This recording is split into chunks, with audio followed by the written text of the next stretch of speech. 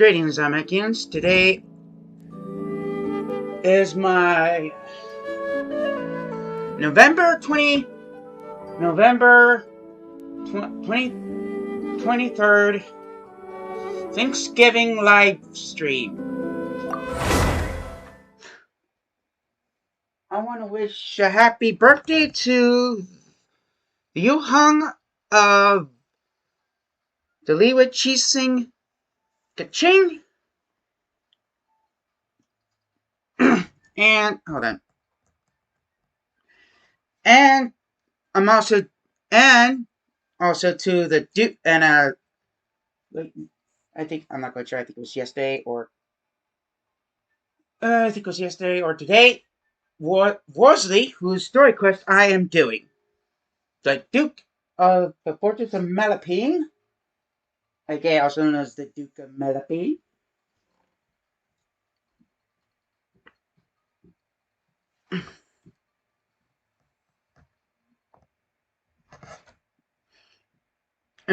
Hold on.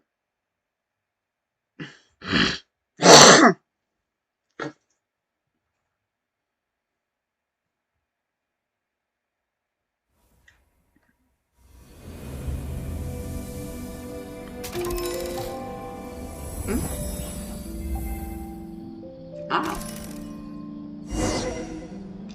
Bitchin'.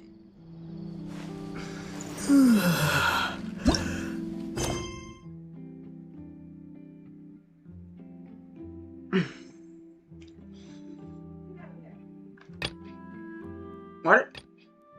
Honor among thieves? Excuse me.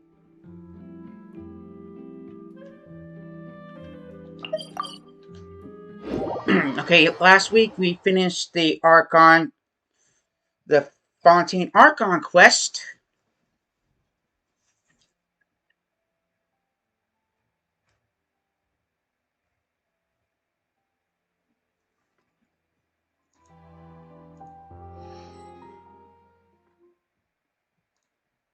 And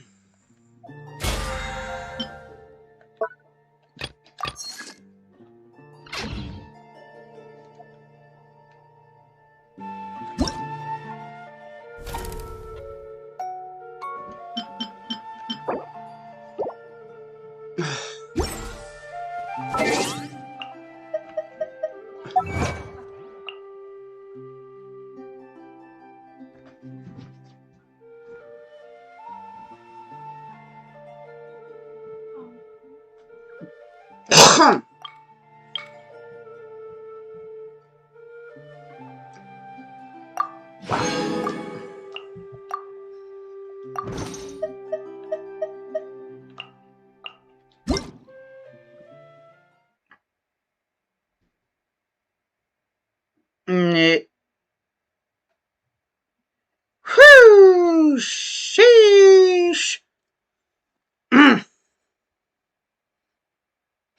Oh my. I'm sorry, I just looked at something. Oh, got a cramp it. Masquerade of the Guilty.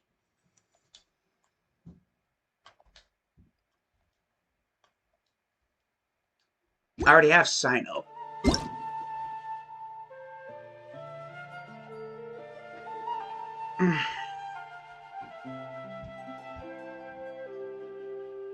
Hmm? Secret barbecue sauce ribs. I wanted to pull for him, but I keep getting. I think I. Again, I think I spent all my mat.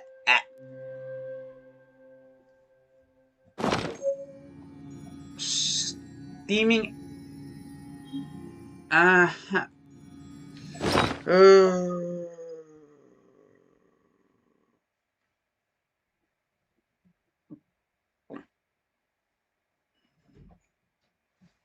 Oh, and thank you for following Sophia Jack 07. We're doing Worsley's, and yeah, I'm fine. just once again on Twitch, on the Facebook.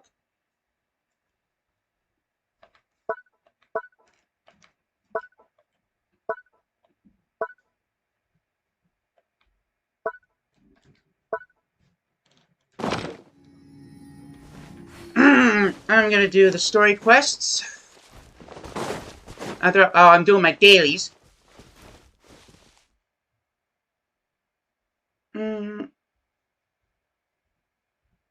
I stream every Thursday and Saturday at 1:30 p.m. through 2-3 p.m. or longer.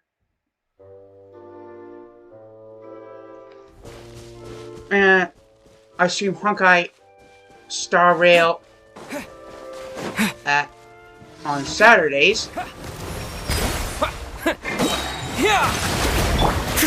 Leave it up to and depending Time to clean up. And depending on the No one escapes my sight. sometimes on Wednesdays of the updates.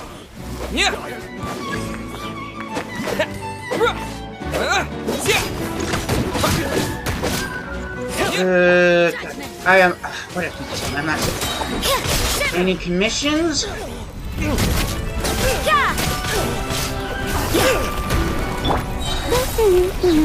Let it. Well, I know was born on like Thanksgiving Day. Animations? Yeah, I'm not accepting any commissions because I don't have money to pay for it. Someone needs assistance. Any commissions for my channel and art? I don't have enough money for that. Leave it to me. Hey, you guys. As a dutiful maid would. Finally. Done. Hell, I'll catch up. my mom is still paying for my dental bills.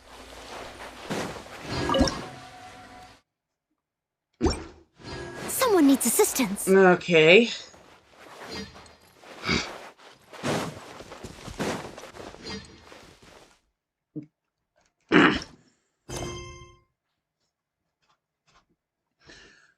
Okay, increased danger. Oh yeah, that's the one with the hill trolls. And plus, my studio is also my room. So, it's also my bedroom. So I eat, sleep, and stream in this, and game in the same bloody area.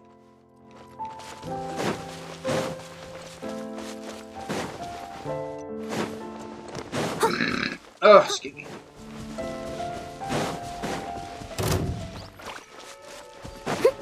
Oh no. That's too big. That's more like it. Hey. See there. Not so hard. Get him.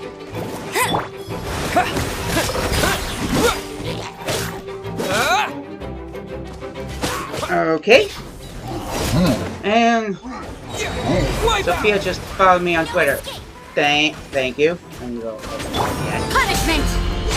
Bye. And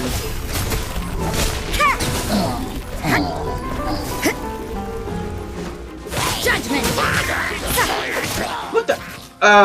Motherfucker. But you ate. Oh, you As a motherfucker. good night should. You sneaky motherfucker. Steady as stone. Where are you? Got you, you little bastard. Water jet!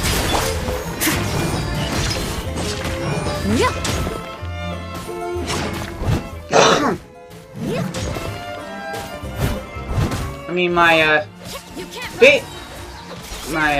YouTube has like over 105 subscribers.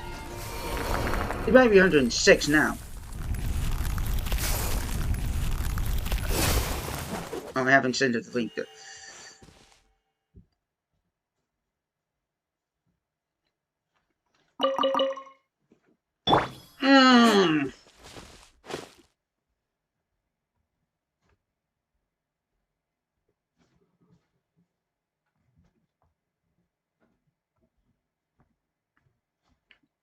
I have to go. Oh wait, I was gonna check my the gaming channels. YouTube. Oh shit. Oh.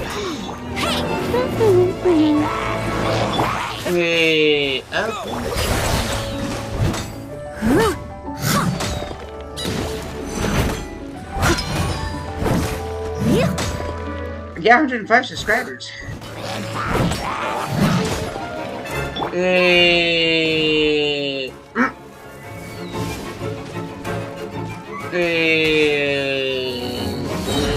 Shit.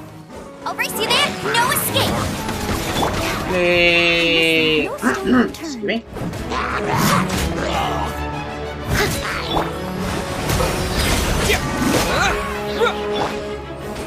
As a dutiful maid would.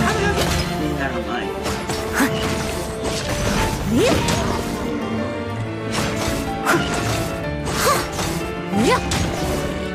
Steady as stone.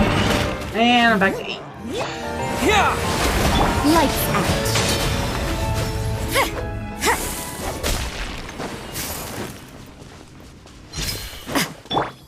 Hey, oh shit. You can't run. Yeah, well, you. I'm gonna put this. I need phone on the sharp cable.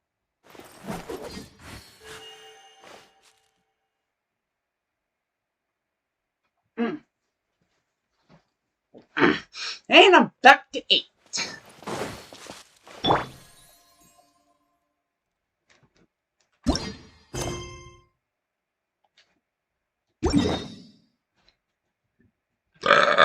Oh, excuse me.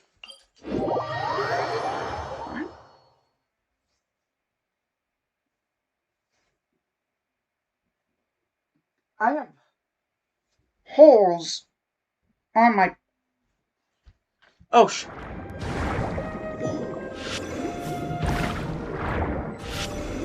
I have holes in my right pajama bottoms. Because that dog.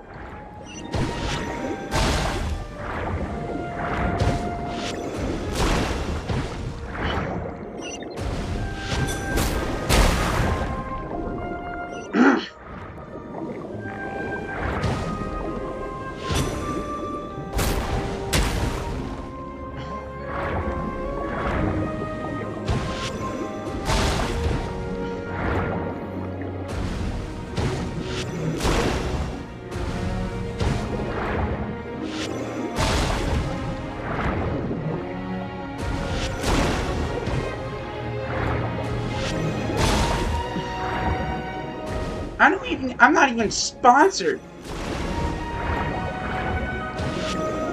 There we go.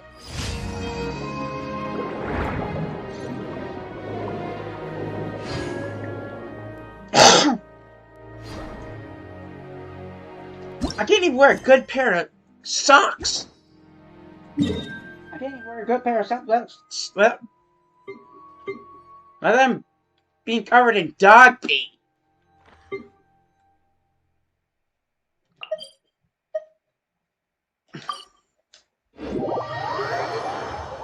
I gotta scrape the callus off of my feet with that fucking. Look.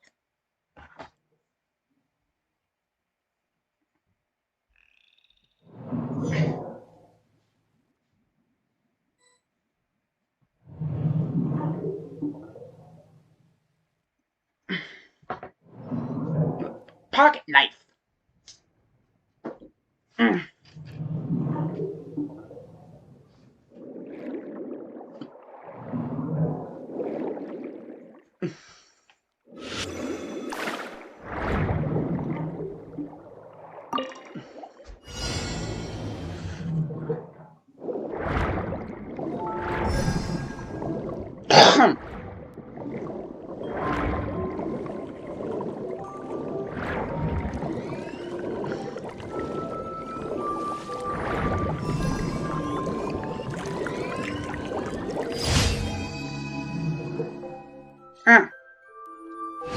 Yeah.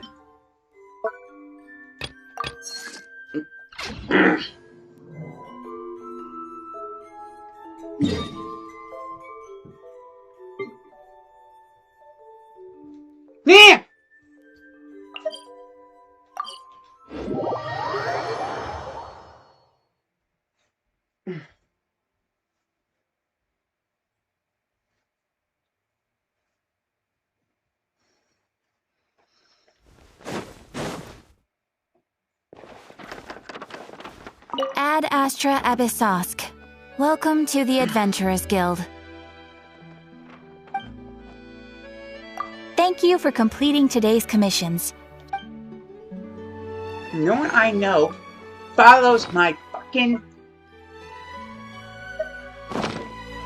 Ad Astra No one has a Abyssosk. fucking Twitch account, man.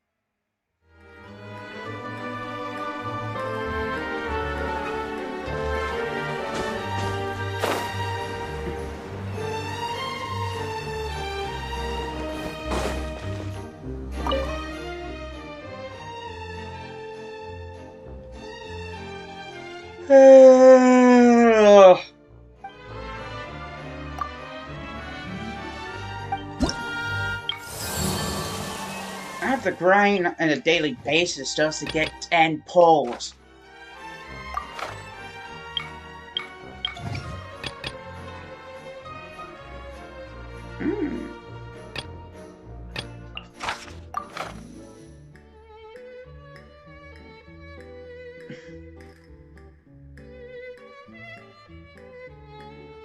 Invulnerable to hydro damage.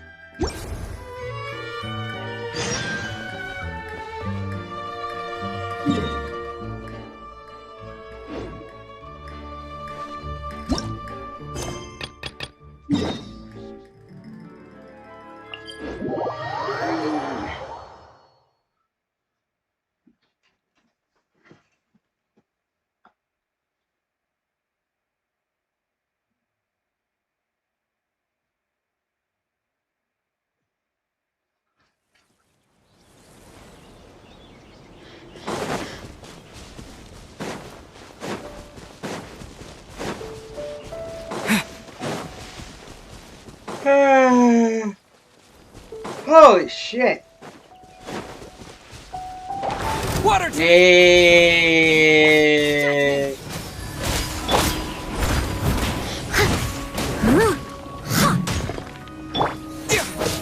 Go.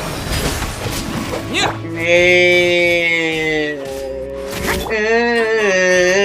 Let it rain.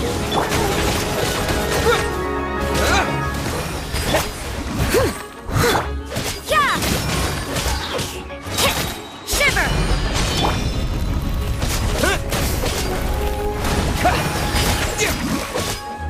Yeah. Yeah.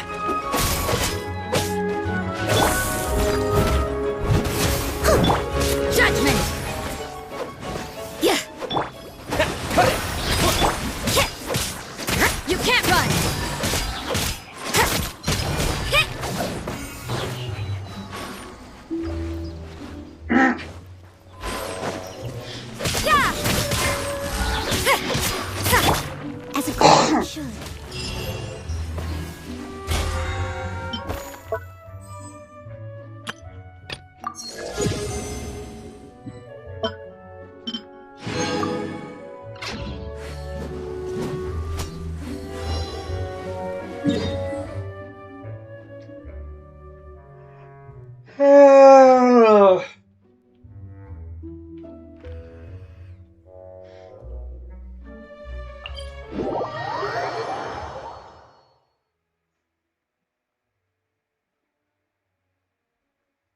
Oh man. I know it's a little late or early. Oh god.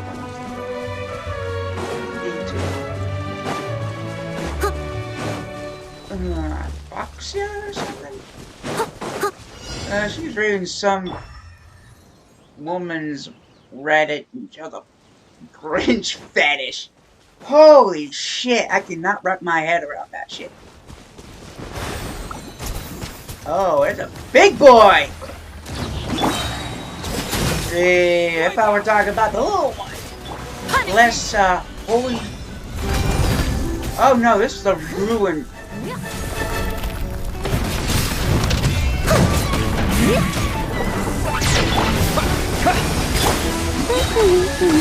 No one escapes my sights!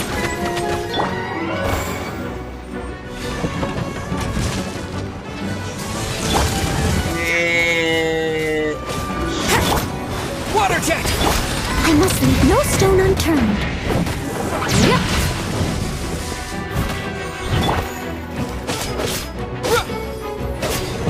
Go!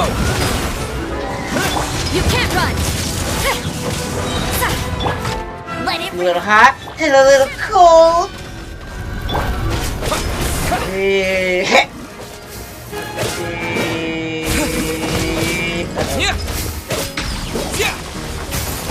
Yeah! Go! Oh shit. as a dutiful maid would. Steady as stone.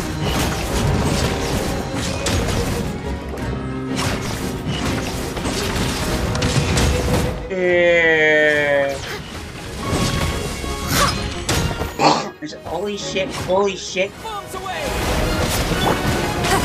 Oh man, I like to see it before I get smart. I missed it. Yeah, like never Friday Leave it stuff. up to me. Oh god, I guess I have a spin-off movie. Judgment!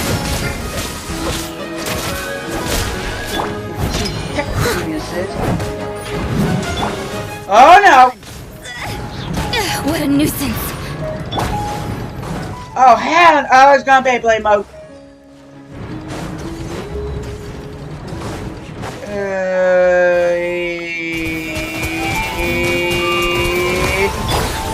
What the fuck did he just regain health?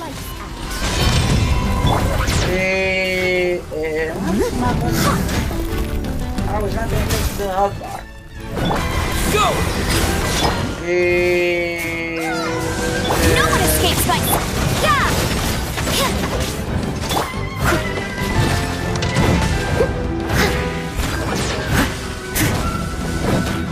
Yeah.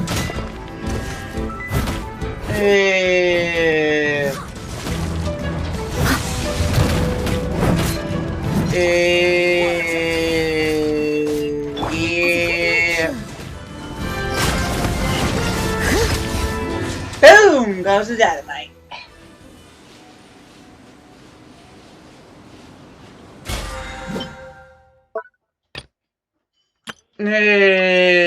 I'm getting to that.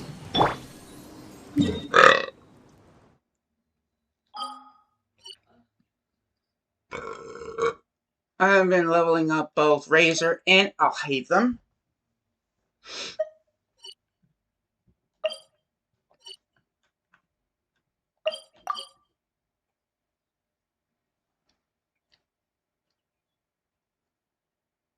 Oh,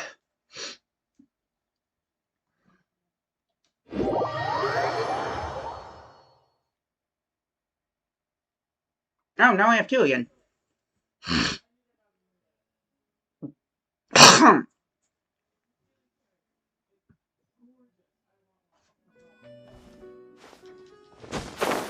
Now,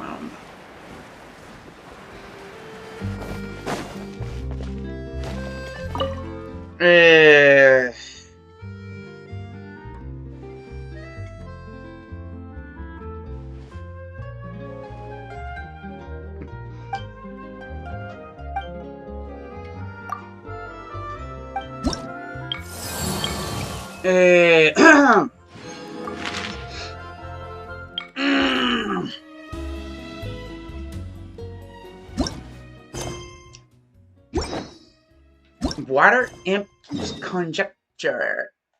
Oh. What the fuck?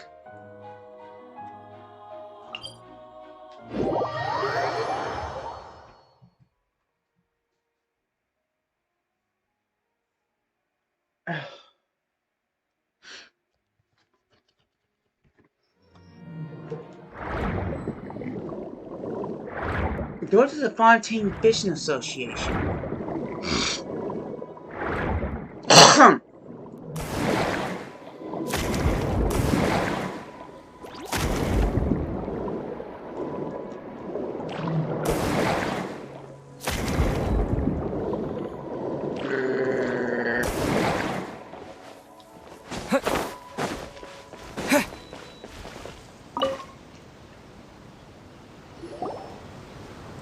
That can't be right. Oh, but what if they're real after all? No, that can't be. But what if there's a chance? Greetings, miss. Is there something that's bothering you? Oh, no, it's nothing. I'm Della Roche, the representative of the Fontaine Fishing Association. How can I help you? Receive a commission request. Oh, so you're adventurers. Oh, finally. Someone has heard my prayers. Paimon could tell you were really bothered by something. Don't worry, you've got 2 super experienced adventurers right here. We'll take care of anything and everything for you as long as you pay us a little bit more. Hold on. Oh, you are exactly the helpers I need. See, the problem is that the fish around a fishing spot at Araneus have just all up and vanished recently. They disappeared too quickly for it to have been the work of human anglers. As the representative of the Fishing Association, I had planned to go and investigate the area right away. But? Right, but unfortunately, as the representative of the Fishing Association, there are a few other errands that I absolutely have to run, so... So, you'd like us to investigate the spot for you? Exactly, you're right on the Mora, so I thought I could delegate this work to you. Are you two some kind of prophets, knowing exactly what I was going to say like that? Or maybe like the oracles you read about in fairy tales. Nope, we already told you we're adventurers. Yeah, we're just really experienced in this kind of thing, that's all. Well, I'm glad to hear it. I'll get a good night's sleep knowing the 2 of you are on the case. But don't we just need to investigate the missing fish? It really doesn't sound too difficult. No, you mustn't let your guard down. As the representative of the Fishing Association, I have good reason to believe that the fish have gone missing due to an encounter with the water imps. Water imps? Yes, you're both Outlanders, right? Our local fairy tales often speak of a terrifying underwater creature called Thelxie. The story our parents would tell us was always the same. If we went to the water alone, then we'd be snatched away and eaten by a water imp called Thelxie. A child-eating water imp? Did they tell you what it looked like? My father would always describe it as a beautiful, multicolored snake woman, while my mother said it had a handsome face. It's really strange, though, because you'd also hear other people describe it as just a chubby penguin with a deceptive appearance. Even though the tales vary regarding its appearance, everyone agrees that it's really dangerous. It lives in an underwater cave surrounded by pallid bones and uses its sensitive nose to track down lonely children who've lost their way. And once it finds a child, it uses its alluring singing voice to lure them into the water before swallowing them whole. Pretty terrifying, isn't it? Sounds kinda scary. But isn't that pretty normal for a fairy tale? After all, those kinds of stories are usually made up to help keep children away from danger. But what if the fairy tale was inspired by a real-life tale? Just like how a water vein always has a source. Do you have any concrete evidence? Well, I wouldn't call it evidence per se, but I've heard some rumors lately. They say that someone recently saw a child walk into the water as if he was possessed by something Doesn't that sound just like he was responding to the call of a water imp? So you mean someone really got eaten by a water imp? It's all hearsay, so it's hard to confirm. But still, they all say this happened on Irenaeus. That's no laughing matter if you ask me. Both the Opera House and the Fountain of Lucine were built there, and the sources of many water veins can be traced to the island as well. Combine that with the mysterious mist, the huge tree with expansive underground roots, and the rumor that the fisheps on the island can understand human language. Is it really so shocking that an island so shrouded in mystery could harbor a terrifying water imp as well? Why does Paimon feel like you're pulling our leg? You're just piling on the rumors now. Still, if someone's really been hurt, then we can't just ignore the situation, right, Traveler? Well, we'll go check it out. Oh, marvelous. Then I'll just mark the stretch of water on your map. Don't forget that no matter what, safety always comes first. You're doing the water imps conjecture.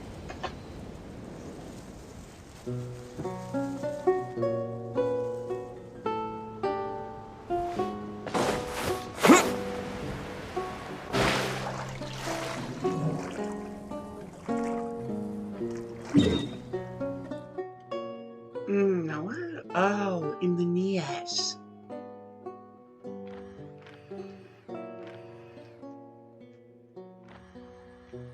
I'm gonna go to the harbor.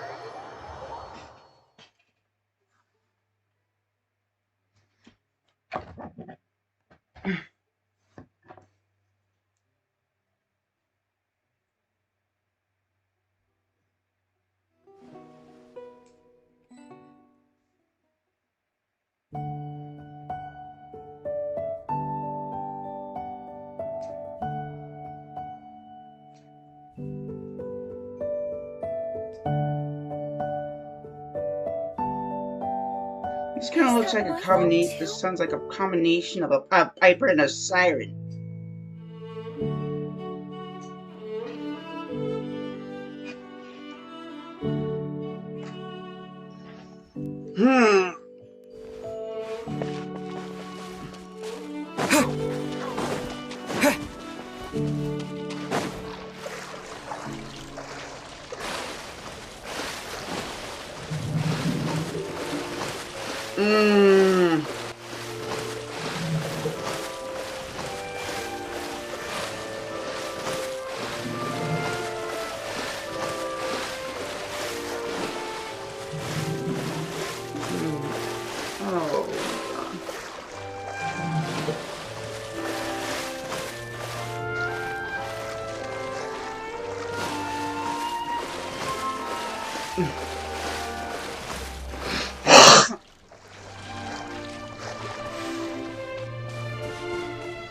Is this the stretch of water Delaroche was talking about?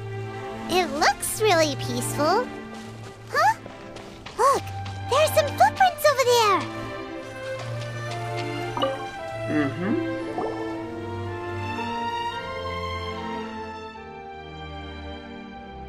These look pretty fresh. Did the water imp get someone again? Let's look around and see if we can find anything else.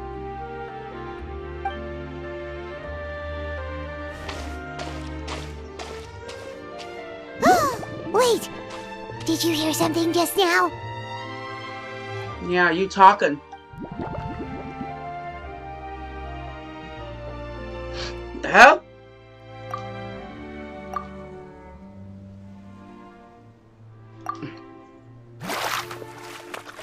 Hey, it's Ferminette! What is that? Don't come any closer! Paimon? Ferminette. Traveler? Ferminette! I'm sorry. I forgot I was still wearing this.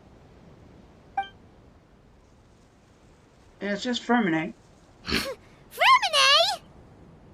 What the fuck? Paimon, are you okay? Paimon nearly mistook you for a water imp. Thank goodness it was just you wearing your helmet. Huh? A water imp? We're visiting a water imp called Truxie. Thelxie, you say? How surprising. Huh? You know that name too? Or do you know someone else who's trying to investigate the water imp? No, I think our situations are probably unrelated. Could you tell us of what's going on with you? Sure, if that's in order. I know the name because of one of my employers. She noticed the clockwork penguins I brought to the workshop and contacted me through the shop's owner. She has commissioned me to make a special toy. Following her request, I've named the toy Thelxie. Huh? But isn't it a little creepy to name a toy after a water imp? Wait, hold on! Fremine, you never take commissions from other people!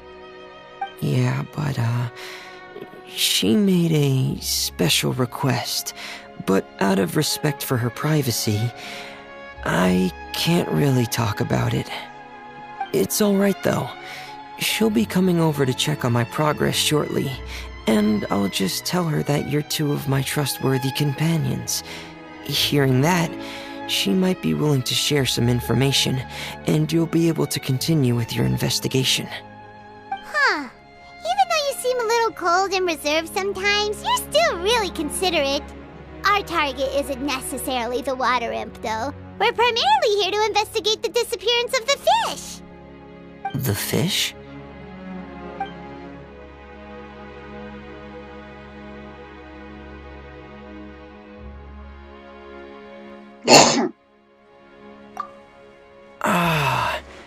I think I may have connected the dots. These past few weeks, I've been taking Thelxie for underwater testing every day. The pressure testing makes a lot of noise. So, all that about the disappearing fish, well, it was probably because of me. Ah! So that's how it was? That actually makes a lot of sense. Wait, so could that mean the child we heard about who walked into the water was also... Just Fermine preparing another day of work. Yes, I think that's quite likely as well. Whew! So in the end, it was just Fremine! Paimon spent all this time imagining what a water imp from the fairy tales might look like, and it all turns out to be just a hoax. I'm sorry. A misunderstanding. It sounds like I've created a lot of trouble for everyone else as well. I'll try to finish this commission as soon as possible. Once I'm done, the fish should come back. Don't worry about it. It was just a misunderstanding. Yeah, that's what I was. Thank you. Actually, how much work do you still have left, Fremine? Maybe we could lend you a hand. Thanks for offering. But I can't trouble you any more than I already have. Hey, it's no trouble at all! Didn't you just call us your trustworthy companions? Companions are all about helping each other, you know? But don't you need to report back to your commissioner? Nope, that's not how it works. See, Paimon's got these commissioner types all figured out, even though we were just tasked with finding out why the fish had gone missing. If we tell them now that it was all just a misunderstanding, you can bet they'd just immediately hand us another commission to help them get the fish back. Yeah, we're just really experiencing the kind of thing, that's all. Exactly! So if we can help you finish up your work and get the fish back, that would save us an extra trip! Is that what you'd like to do as well? Yeah, I think Paimon's right. Huh. Alright, I'll trust your judgment. Please follow me. I've made a makeshift camp over there. Oh. I've stored Thelxie in the tent. He can respond to some simple verbal commands. You can try calling his name and see if he'll come over. Whoa, sounds pretty advanced. Let Paimon give it a try. Hey, Thelxie! Are you there?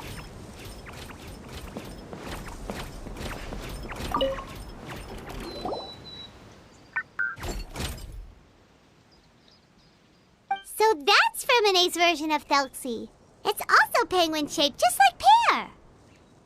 Yep. Had Thelxie lived in Penguin Town, he'd probably have become great friends with Pear. Where's Penguin Town? It's not really anywhere famous or important. Don't worry about it. Galaxy, nice to meet you. Do you know how to say hello?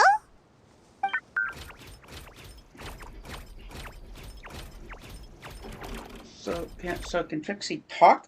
I wanted to install a language output module, but due to time constraints, I had to give up on the idea. As it stands, Thelxie can only output messages that were pre-written into its motherboard. I haven't given him the ability to convert those messages into discernible words, so he can't really talk to us just yet. No need to get so technical. So basically, you want us to help you complete and install this language module, right? No, there's no need. That wasn't one of my employer's requests. It was just something I wanted to try. I have 2 other things I'd like your help with. The first is to do some integration testing on Thelxie's motherboard, to make sure he will be able to function properly in most situations. That doesn't sound too hard. And what's the other thing? The other shouldn't take too long either. You'll need to find Thelxie some colorful shells and coral, so I can craft a weapon for him. A weapon? Will Thelxie have to fight? Thelxie will need to be able to charge forward with a weapon in hand, like that brave prince of legend. It's a part of my employer's request. What an imaginative employer! Naming Thelxie after a water imp, but wanting him to look like a prince? Well, regardless of his role or species, Thelxie's purpose is the same. Just like Pear, he has come to this world to serve as somebody's companion.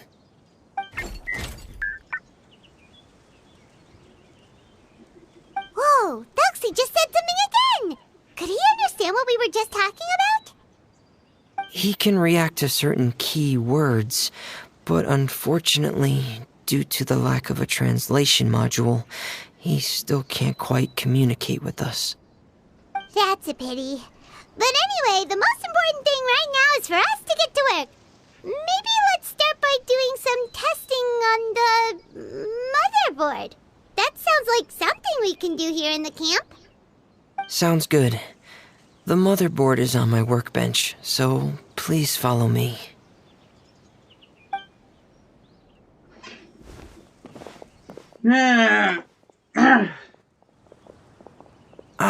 Here we go. I have this testing manual, so feel free to reference it if you get stuck. Want to give it a try? It's okay if you don't succeed immediately. I've got a lot of backup boards just in case. Not good at that. Okay. Knowing you, I'm sure you'll be able to figure it out.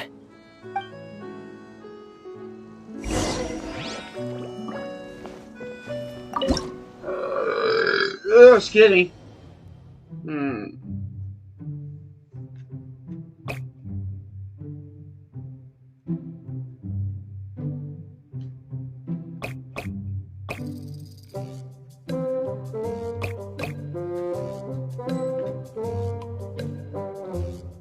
Oh, shit.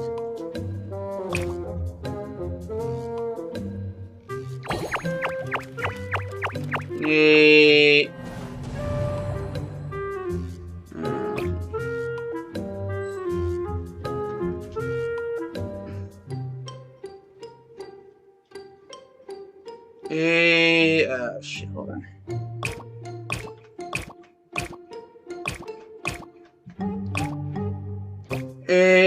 Oh, fuck.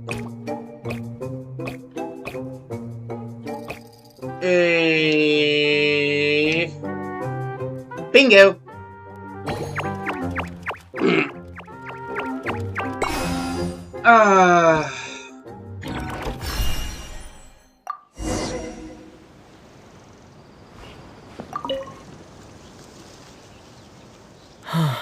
You're doing well.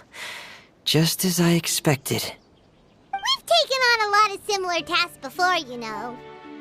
Then Oh, let's yeah, move I'm on to the fine. underwater part. It's just doing as fine, I Alex. mentioned earlier. We're after colorful Gee. shells and coral.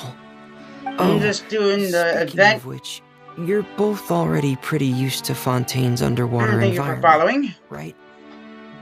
More of this. Okay, that's good. Just let me know if you ever feel uncomfortable. I'll make sure to stay right by your side. Streaming Genshin Impact.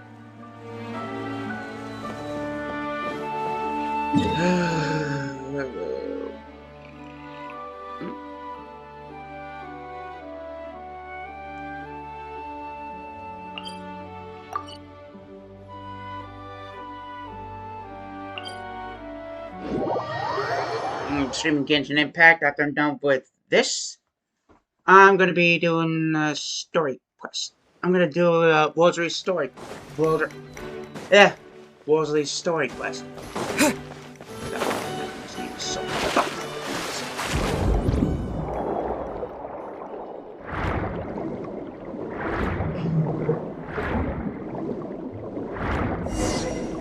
It should be right over there. We'll be able to find something. This is it. We call this thing an echoing conch. It can detect special reflection waves in the water to help us with all kinds of underwater exploration and excavation efforts. Here, try it. I think I'm Notice any interesting places? The echoing conch should have detected some just now. Let's go check them out.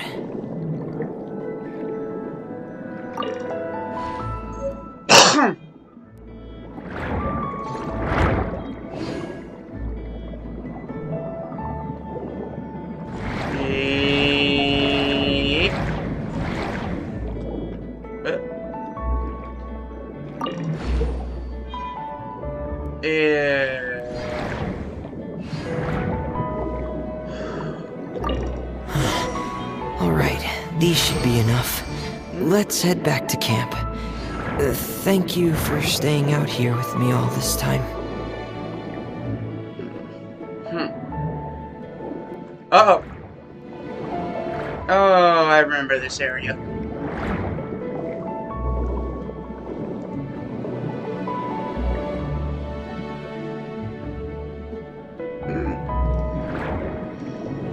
We'll deal with that. Oh, no.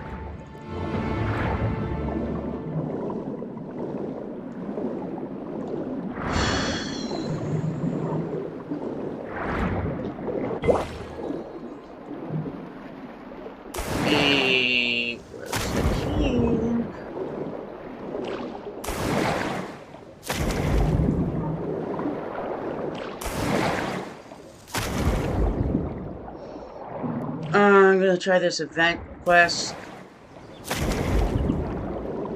And then, so I can get enough pulls. So I can get enough, Link! Oh, shit.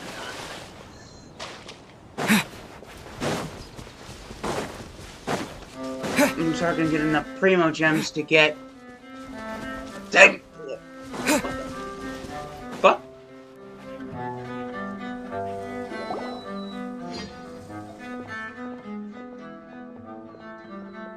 Start the stream.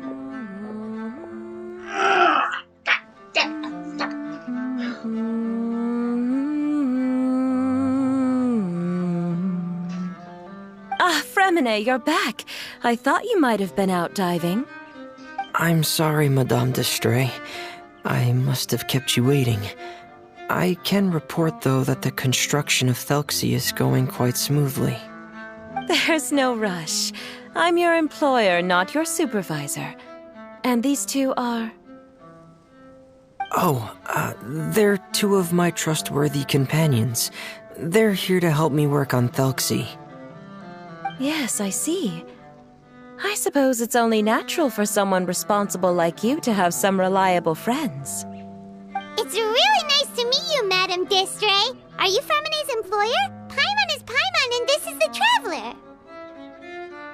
Greetings, my new friends. Just call me Zuria. You are both so adorable. The sight of you reminds me of little fairies under a cottage roof. Oh, do you really think so? Do I look like a fairy too? Of course. If my child had friends like you, then perhaps he wouldn't have become so obsessed with the tales of water imps. And I wouldn't have had to trouble Fremine here with this commission. Obsessed with the tales of water imps? Ah, so you don't know anything about my request yet? I would have thought Fremine had explained it to you already. Well, Fremine told us that it was a private matter, so he didn't want to just share it willy-nilly. I see. So Monsieur Fremine is even more discreet than I had thought. As you are assisting him with the project, I believe it'll be beneficial for you to learn more about its vision and history. But it would be quite impolite of me to simply pile all of my troubles on you without your permission. So, would you like to listen to my story? Sure, you can tell us anything. You've already said nice things about us, so we'll try our best to help you get through your troubles. Ah, what a lovely little fairy. Then let me think of a way to put my situation into words. I'm sure you're already familiar with the tale of the water imps, right? Simply put, parents came up with a story, painting water imps as scary abductors in an effort to convince their children to stay away from the water. My child is rather special, however. While most other children are terrified of Thelxie, he's infatuated with him. Infatuated? With a water imp? What a brave soul. Yes, he told me that he thought the water imp might have just been misunderstood. In his mind, instead of singing to abduct children, the water imp actually sang out of a longing for companionship. As a result, he often goes near the water in secret. So he wanted to become friends with the water imp so it wouldn't be lonely any longer? What a unique way of thinking. Thank you, little Paimon. He indeed has always stood out from the crowd. He was actually diagnosed with loneliness syndrome when he was only 8 years old. Huh? Loneliness syndrome? It's a type of mental disorder. Those affected by it often feel extremely lonely and lose interest in many mundane activities. The syndrome is probably what made him so determined to become friends with the water imp. Oh no. Is it a very serious disorder? If you were to become afflicted with the disorder, Paimon, you would only be able to say less than a fraction of the words you're saying to the Traveler now. No! Paimon won't accept that! We would have to find a doctor to help cure Paimon. Paimon has a 2,000-word quota for daily conversations with the Traveler, and she won't settle for a single word less! The family doctor has already begun to treat my son, but since the disorder is rare, there aren't many good regimens for treatment. He's also developed some new symptoms lately, such as uncontrollable delusions. Huh? Uncontrollable what now? Uncontrollable delusions. To put it simply, he can no longer differentiate between fantasy and reality, and spends all his time in his fantasy world. Then what is he seeing in his fantasy world? It's a dream that he often mentioned to me when he was younger. I've compiled what I could understand of his recent rambling. It goes a bit like this.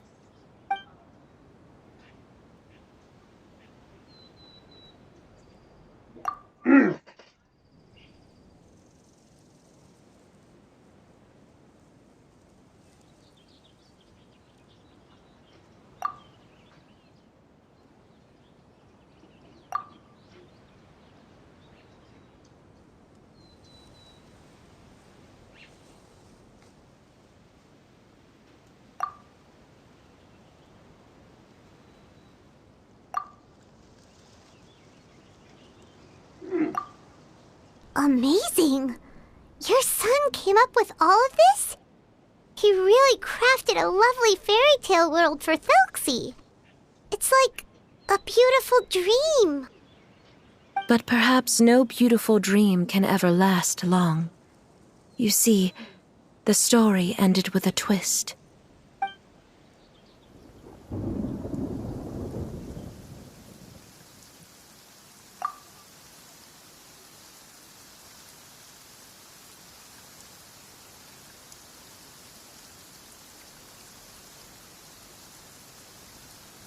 Damn.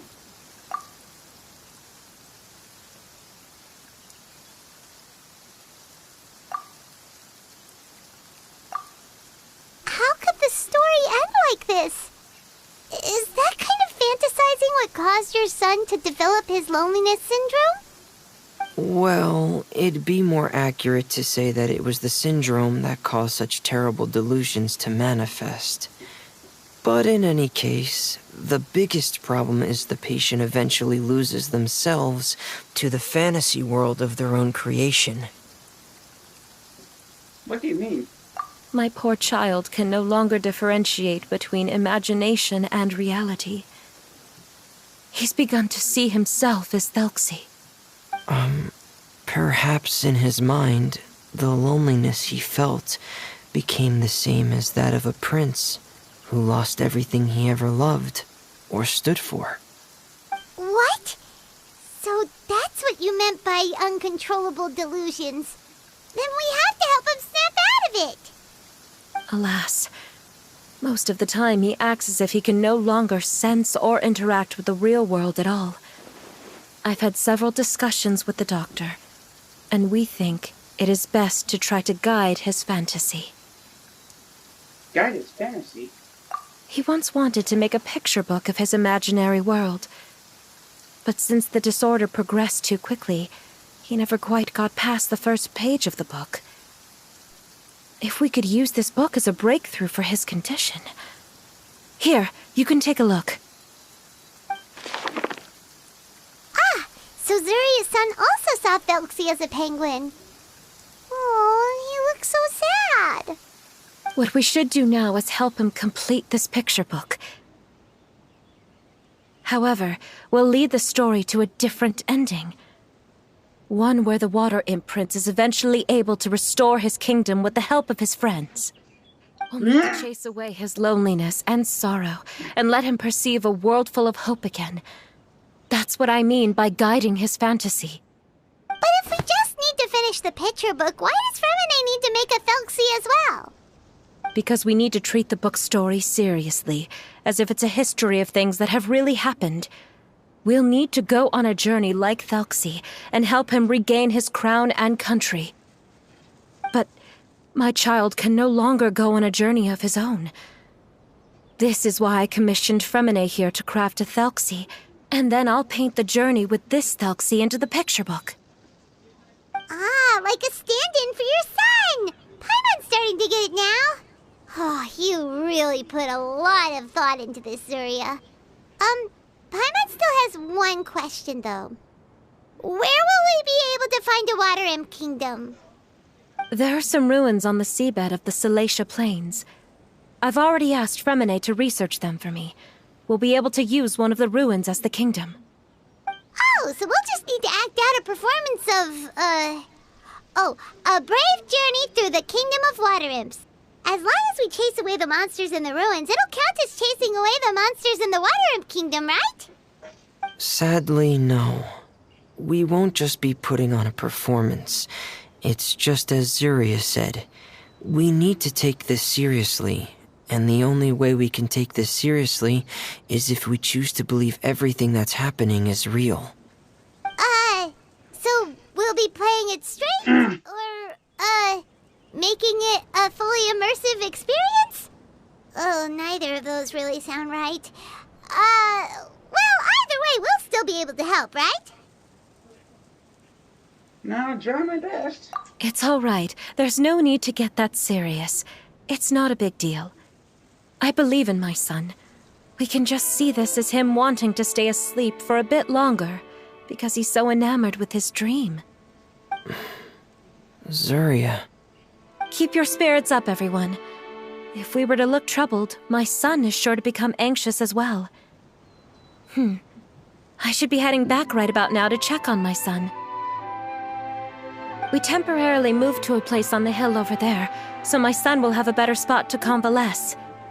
It's not far from the water, and there's also a great view. Feel free to come find me if anything urgent comes up. Understood. There's also one last thing. Since these two friends were able to help me out, I've made some more progress on Thelxie. I estimate that he should be ready sometime tomorrow. That's great news. I must thank you all. With that in mind, how about we meet here in 2 days' time to head to the Kingdom of Water Imps? Sounds good. All right, everyone. Let's meet again in another 2 days. Zuria sure is a brave and optimistic lady. Fremine, do you think her plan will work out? Let's discuss that over by the tent. There were a few things that I didn't bring up because the Madame was here. Madame.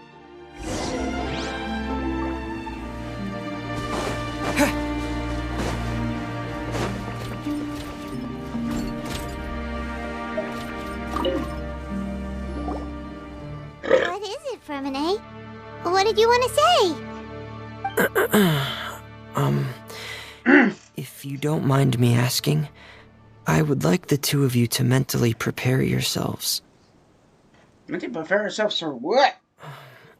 This is the first time that you've met anyone with the syndrome, right? I know you two are both really strong and will do everything you can to help the child. But with the syndrome being the way it is, if things don't quite turn out as we wish, I hope you'll be able to accept the outcome and not put too much blame on yourselves.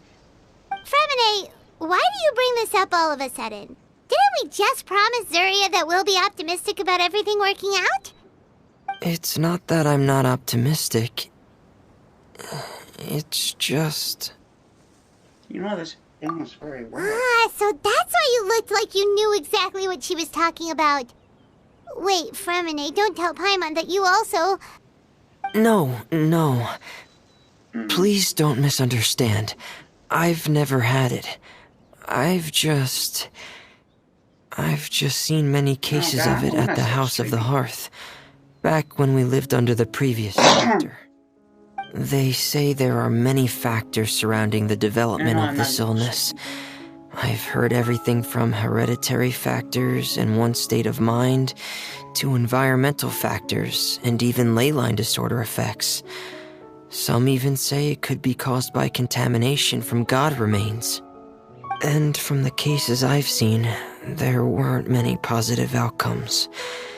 In the worst cases, the patient could even pass away. Damn. What? It could get that serious? And here Paimon thought they'd just stop talking as much. Yeah, that's just the nature of it. So if you'll find it difficult to cope with the worst case scenario, I would prefer that you back out right now. I don't want you to help only to feel like you failed. Don't worry, I've seen all kinds of strange and difficult things in my life. Yeah, that's right. Paimon's seen all of those things too. No matter how hard it might get, we won't be scared. Really? Then in that case, let's see this real-life fantasy adventure together to the end. Yeah! But Paimon has a question. If this illness can really be as bad as you've described, then do you really think Zuria's method will be able to help? After all, we'll just be using a toy as Thelxie and some ruins as the Kingdom of Water Imps. The whole adventure will only be turned into a picture book for her son to read. Well, I think it should be able to do something. To harbor a fantasy means that the child wants to save himself somehow.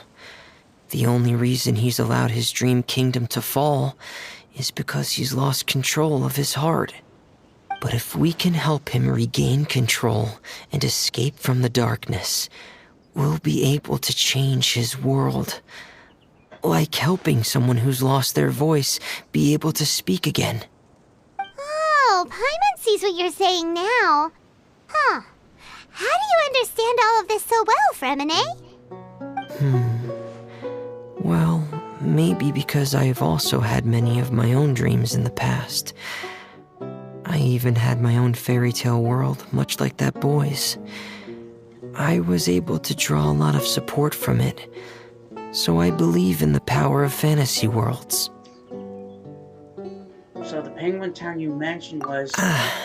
So you remembered. What penguin town? Paimon, remember. Is that also a fairy tale world? Don't leave Paimon in the dark!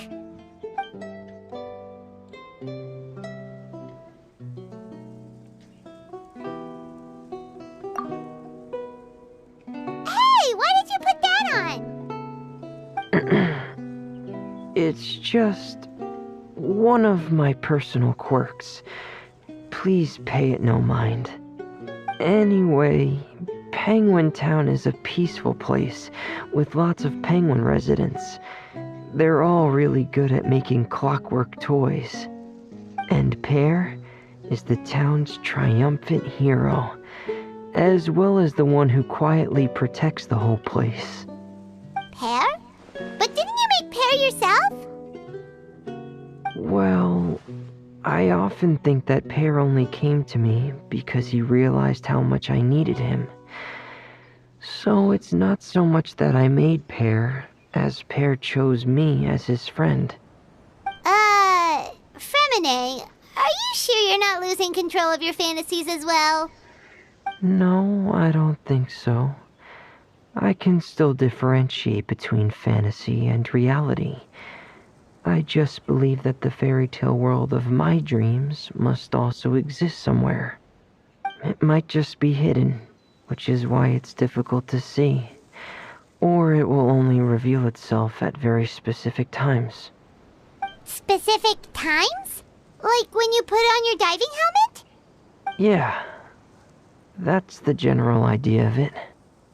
Really? Paimon just said that because you put on your helmet. Have you ever observed the surface world from underwater? It's as if you're viewing a whole different world from the outside. It's a very surreal feeling. Both alienating, but also as if you're being protected by something. I have a similar feeling when I put on my diving helmet. In those moments, it's possible to see some truly wondrous things, as if a fairy tale has become reality. It's almost like a sort of miracle. Really? Like a miracle? Now I want to try on your helmet too. Well, if that's in order. Just kidding. Hey, don't you still need time to work on Thuxley's weapon? We don't want to keep you from finishing your commission. Right. I still have to collect some tools I'll need to craft the weapon. I've got to finish everything before tomorrow. Thank you for reminding me, Paimon. I'm sure there'll be other opportunities for you to try my helmet. Thanks for all of your help. I'll be off for now. Let's meet up here again in 2 days.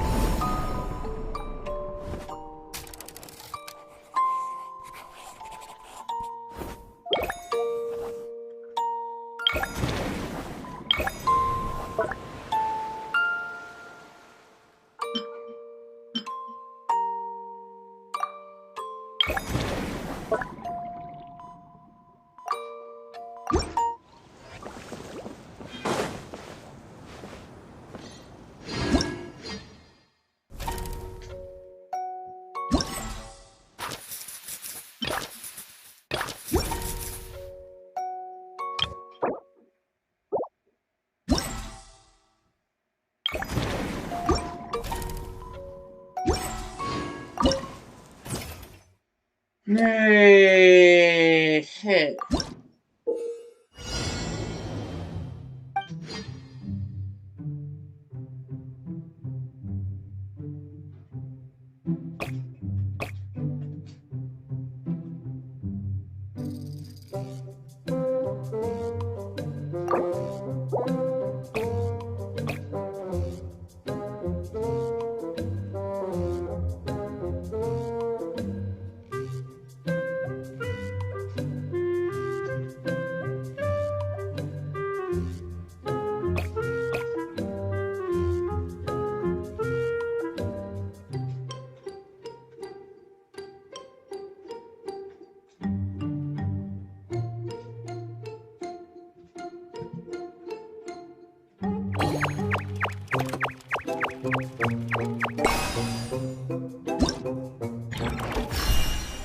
Oh.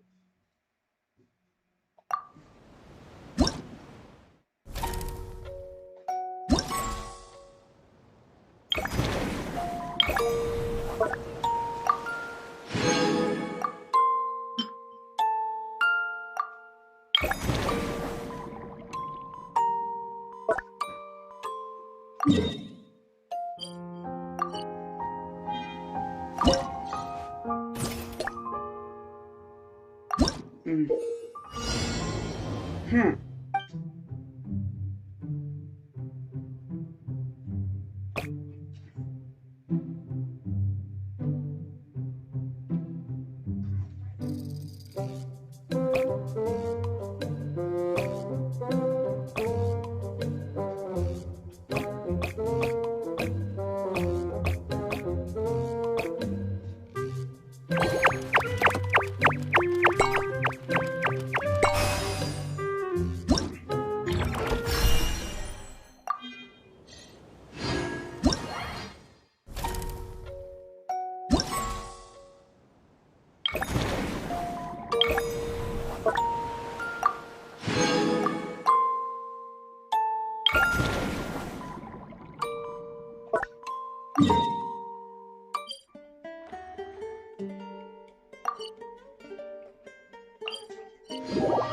Mm.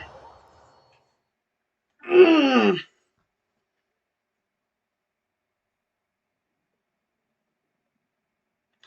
Ah.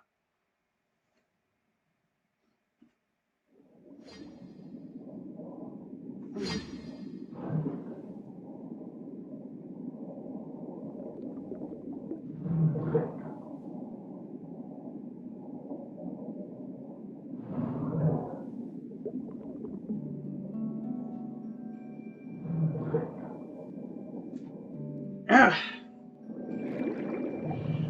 Okay, where was I? Oh yeah, that's right.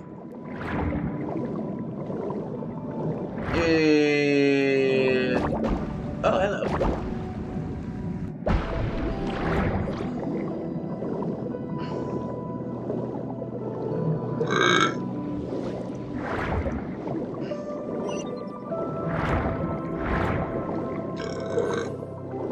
Mm-hmm.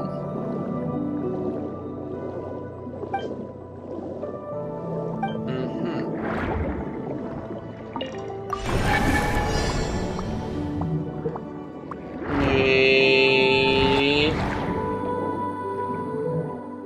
Oh, shoot. If... If...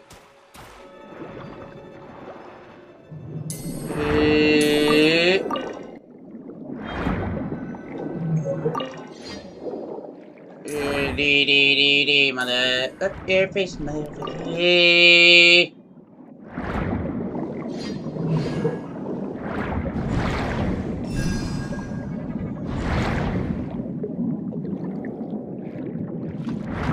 Oh, no.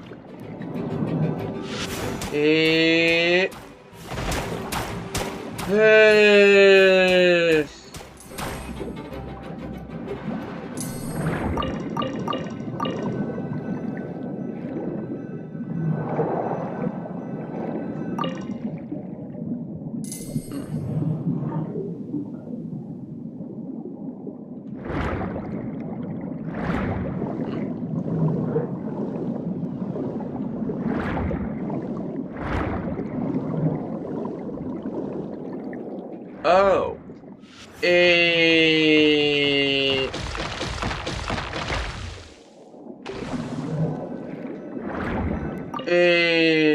There we go.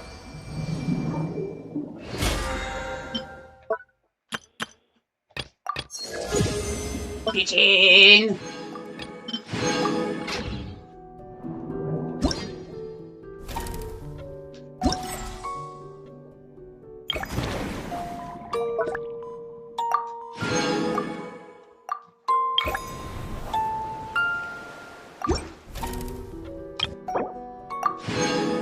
Cool. Okay. Time to go back up to the surface. Huh? What?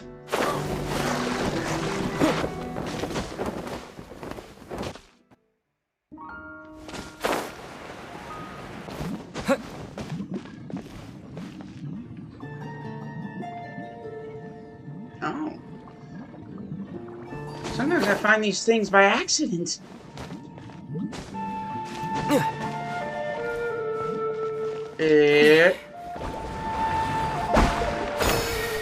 Yay!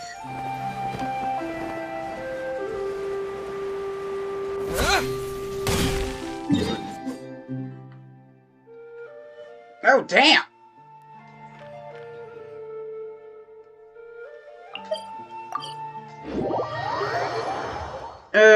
Wow.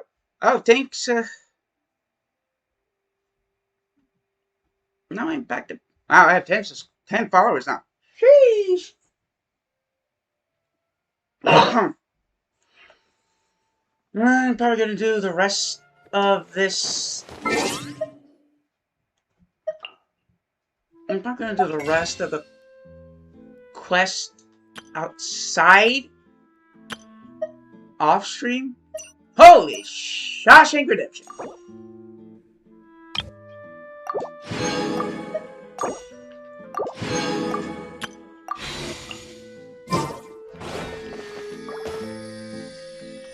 Pray to the heavenly gods.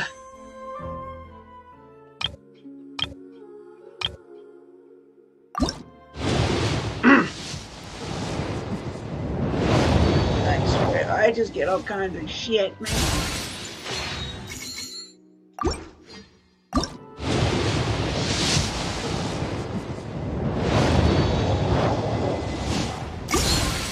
No, okay, I got bullshit.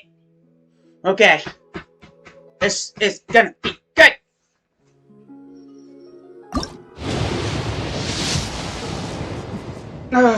Shit.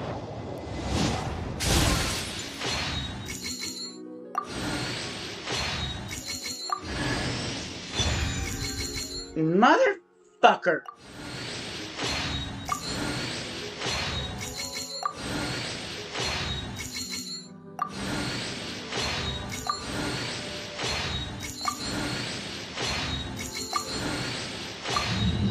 Are you fucking kidding me?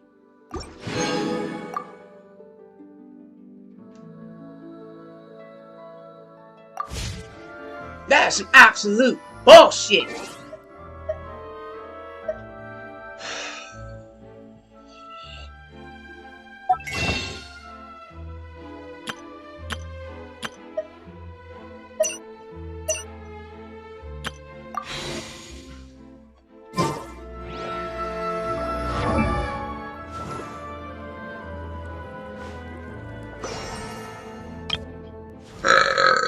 Oh, that's absolute bullshit.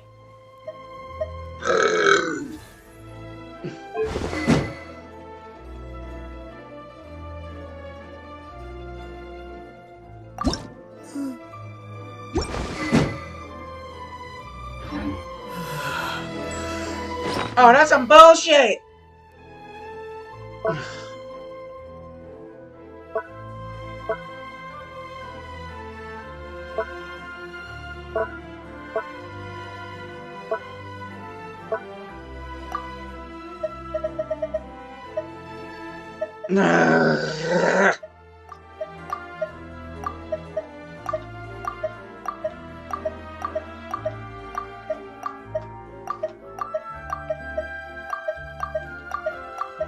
All my fucking luck ran out. All my fucking streaming luck went out when I got mother. Baiju. Not Baiju. Bailu. The Dragon Lady!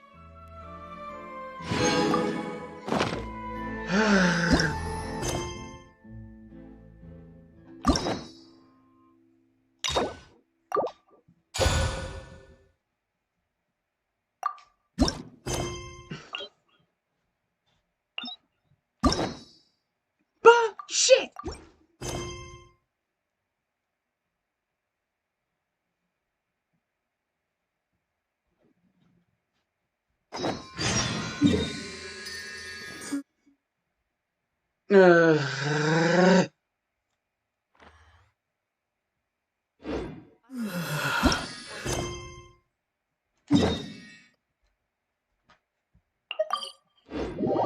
Oh, God. I don't have it. Oh, that's some bullshit.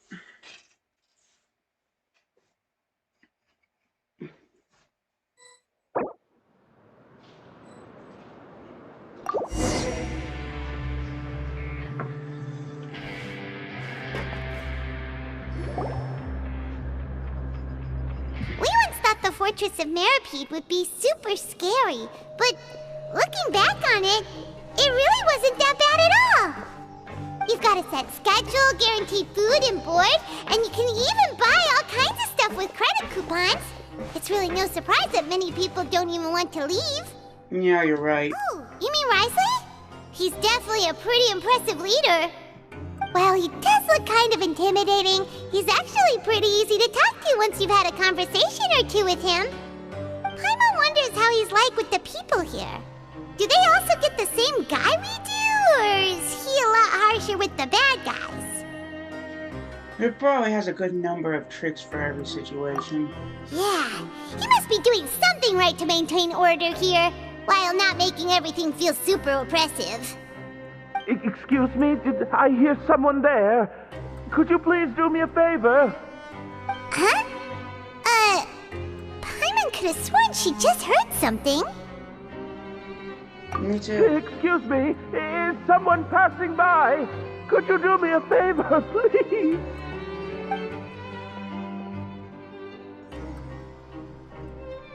Nope, Paimon wasn't dreaming. There's someone over there for sure. But Paimon doesn't see anyone. Oh, did you hear my call? Thank you so much. I'm over here, inside this big box. You're inside the box? Oh, no wonder Paimon didn't see anything. Well, come on, Traveler, let's go take a look. Why are you hiding in here anyway? If we hadn't happened to pass by, you could have been stuck for days. It's a bit complicated. Can we not talk about that for now? Did someone shave your eyebrows? Whoa, that's terrible. Did someone seriously do that to you? No, it was nothing quite that serious.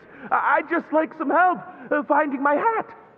Just your hat? But then, why can't you look for it yourself? Huh. Wait, Paimon gets it! Something must have happened to your hair! Paimon, we don't have to. Sorry. So that's what happened. Paimon gets it now. No wonder why you had to hide inside the box. You just need your hat, right? We'll get it back to you right away. What kind of hat was it? I think you may have misunderstood me, but never mind. Please just help me find my hat. It's a soft and brown hat with a bit of a brim. Nothing fancy. I think I probably lost it near the entrance elevator. It was getting a bit hot, so I took it off and had a quick nap. But when I came to, it was gone. It's really important to me, so your help would mean the world. I'll wait here for your return. Don't worry, we'll be back in no time. Born in the land of grievances.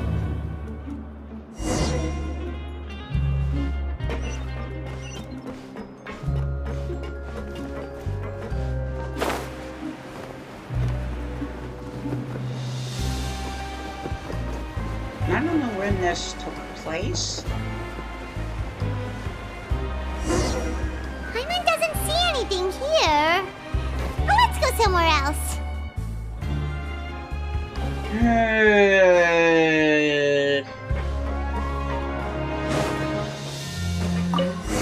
Just where is that thing? Oh, this is taking longer than Paimon thought.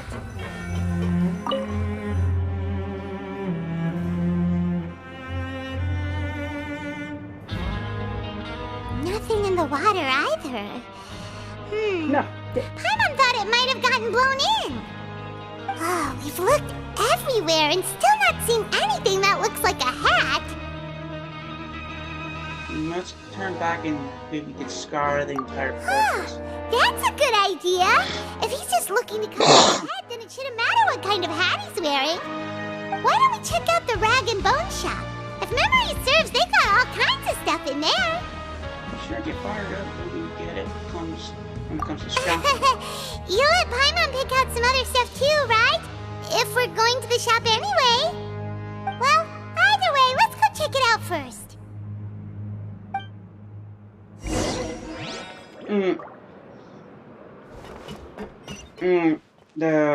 It's inside the Fortress of Melipene or something.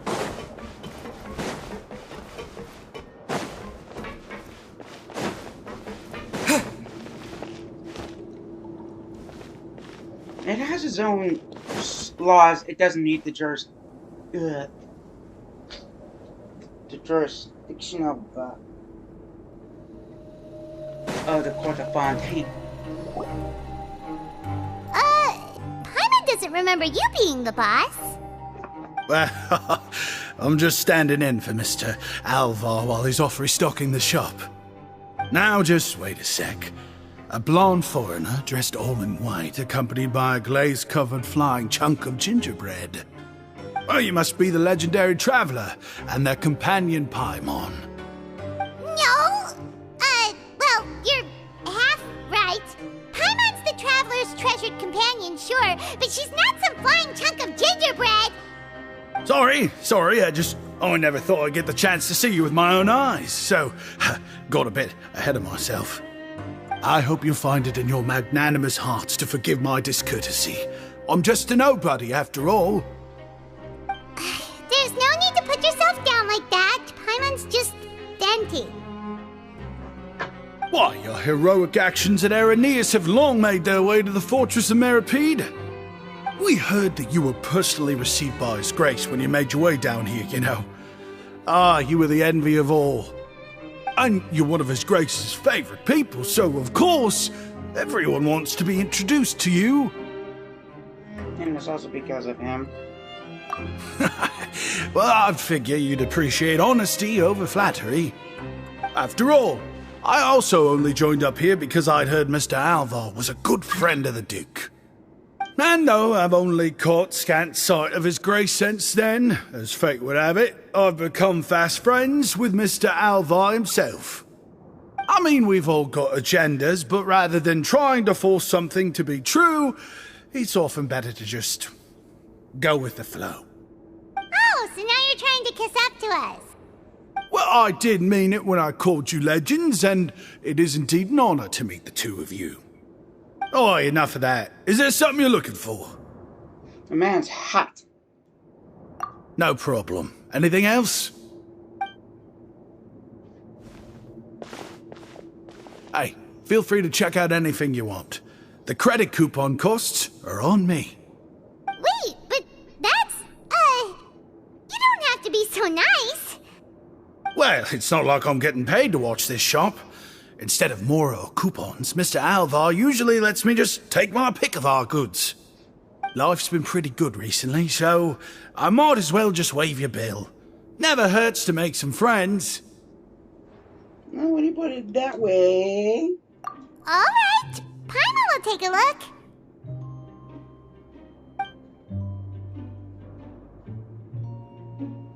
Are you sure you don't want more? These opportunities don't come by every day, you know.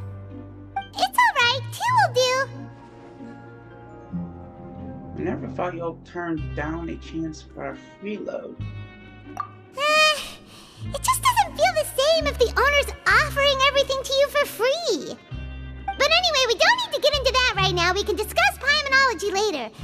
poor guy must still be waiting for us. Thank you so much! We'll be off then! No problem, and thank you for your patronage. I'd appreciate it if you could put in a nice word for our establishment the next time you speak to His Grace. That's a real That's sweet way Worsley. of getting good reviews. Shit. We've been gone a while. Paimon hopes that guy in the box hasn't passed out from lack of air.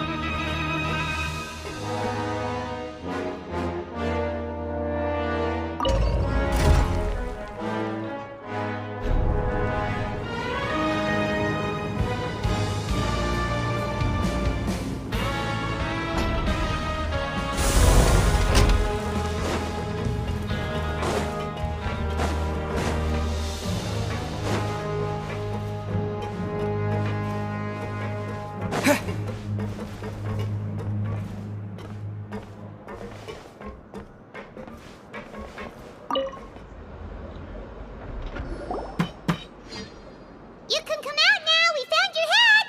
You did? Oh, Archon, you just saved my life. Just one sec.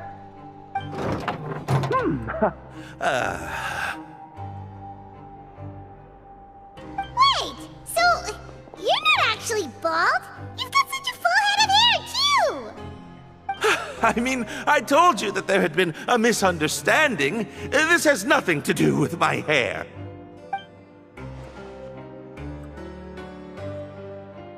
Wait, this isn't my hat. Well, we got you a new one. We tried really hard to look for your hat, but no dice. You say someone else gave it to us. Ah, I see. Thank you so much. I'm really grateful, but unfortunately, there's just something special about my hat. Does it have some kind of sentimental value? But, sorry, I can't explain at the moment. Time's tight as well, so I suppose I'll keep looking for a while. If you're looking for a hat, I just picked one up over here. Is it yours? Your Grace! Hey, there's the man of the hour and the birthday boy. Well, it's a slow day today, so I decided to go for a little stroll. Even if your workspace isn't cramped, it's still good to get some air. I'll say I'm not at all surprised to find the two of you here. You never could turn down someone's request for help. It's what good adventurers do, after all. I guess so. Maybe I should consider asking the Adventurers Guild to open a branch here. As I recall, these hats are very important to members of the Beret Society. Beret? Best you avoid misplacing it again, You might not have the same luck next time.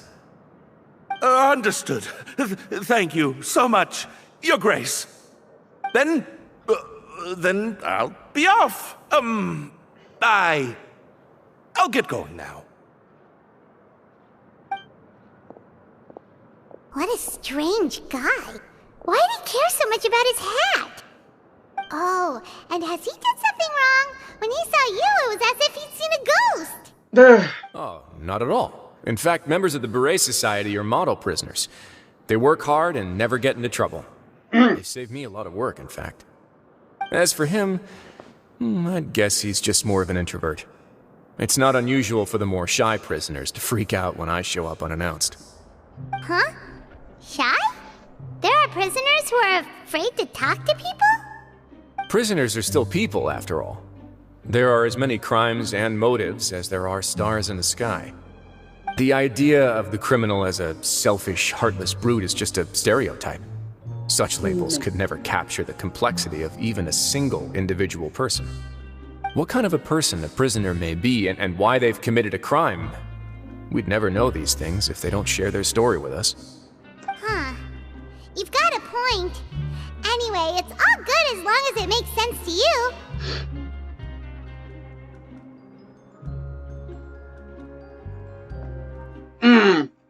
What is the Beret Society? Although most of the societies here will just turn individual brawls into mass ones, the Beret Society does appear to be an exception, and it's instead trying to experiment with some novel and interesting things. If you have some time, why don't we grab something at the Coupon Cafeteria? It'll give us time to catch up, too. And if you're still interested in the Berets after that, I can take you to their usual gathering place as well. Paimon's not the biggest fan of that cafeteria, but if we're gonna catch up... Then let's go there. Alright then, please follow me. I think the beret, the kind of hat we talked about, I think it originated in France.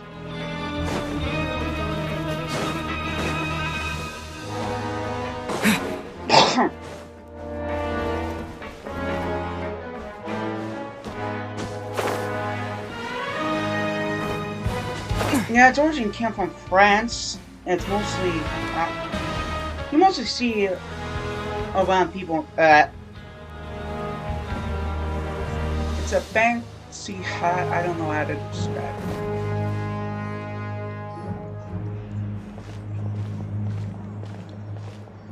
Welcome, Your Grace, and the Traveler. Would you like 3 orders of today's welfare meal? Unfortunately, we weren't informed of your visit in advance, so we didn't prepare any super deluxe welfare meals today. I'll pass on the food, then. What about you? Nah, I'm not hungry. Then Paimon will also pass. Paimon will save her stomach for something better. What a pity. It would seem that none of us can properly appreciate your skills, Walsey. Then, I must beg Your Grace to find me some more ingredients, so I can come up with some more welfare meal recipes. If you're not in the mood to eat, I can get you some drinks. We just got some great shipments in from above. Yes, please? Huh. Paimon didn't know you could get non-welfare stuff at this place. It's not for everyone. Think of it as a special treat for VIPs. Oh, now that's what Paimon likes to hear. In that case, 2 bottles of the drink for Paimon, please. 2 bottles coming right up.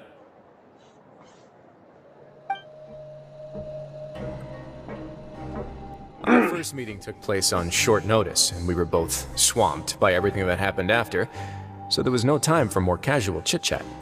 I'm actually quite fond of stories, you know. Of course, the others have already told me a lot about your deeds in Fontaine, but I'd love to hear it straight from the source. Oh, that'd be quite the long story. We fought tooth and nail for the sake of justice. I'm still trying to learn more about Fontaine. To be honest, there really wasn't. That I wasn't involved, but I'm gonna say this one first. Impressive. Not all who possess the courage to risk their life for their ideals also have the strength to make it out unscathed. Had you not possessed these remarkable qualities, I probably wouldn't have had the chance to make your acquaintance in the first place. Paimon gets the sense that you're trying to flatter us. That guy we talked to earlier was obviously trying to get us to put in a good word for him, but you're the Duke, right? Why would you need to get on our good side? Well, after all, you did help the fortress and I maintain our autonomy. Is it so strange that I would want to give a few words of praise out of genuine admiration? Just a little bit. So this is a matter of trust. Which is unfortunate, since I don't have nearly as interesting of a story to offer about myself. I was convicted and sent here at an early age. I only became the top dog after spending a long time figuring out its inner workings. Power and control come in many forms, some fair and ethical, others less so. And since we're all sinners here, the victor calls the shots, no matter how they manage to get to the top. So, what do you think? Didn't put you much more at ease, now did it? Kinda. You're really different from most of the people we've met so far. I'm perfectly aware of that too. But even so, that doesn't make me think any less of you. I would very much like to maintain friendly relations with you two. Yeah, that's how I feel as well. Your Grace, after following your instructions, we were able to find a box of undeclared contraband in the latest shipment of cargo. They were extremely well hidden, and we've confirmed that the senders have been using this method to smuggle goods for a while. We're trying to trace the goods to their source. Got it. Leave the box here and contact me immediately if you make any progress. You're dismissed. Yes, Your Grace.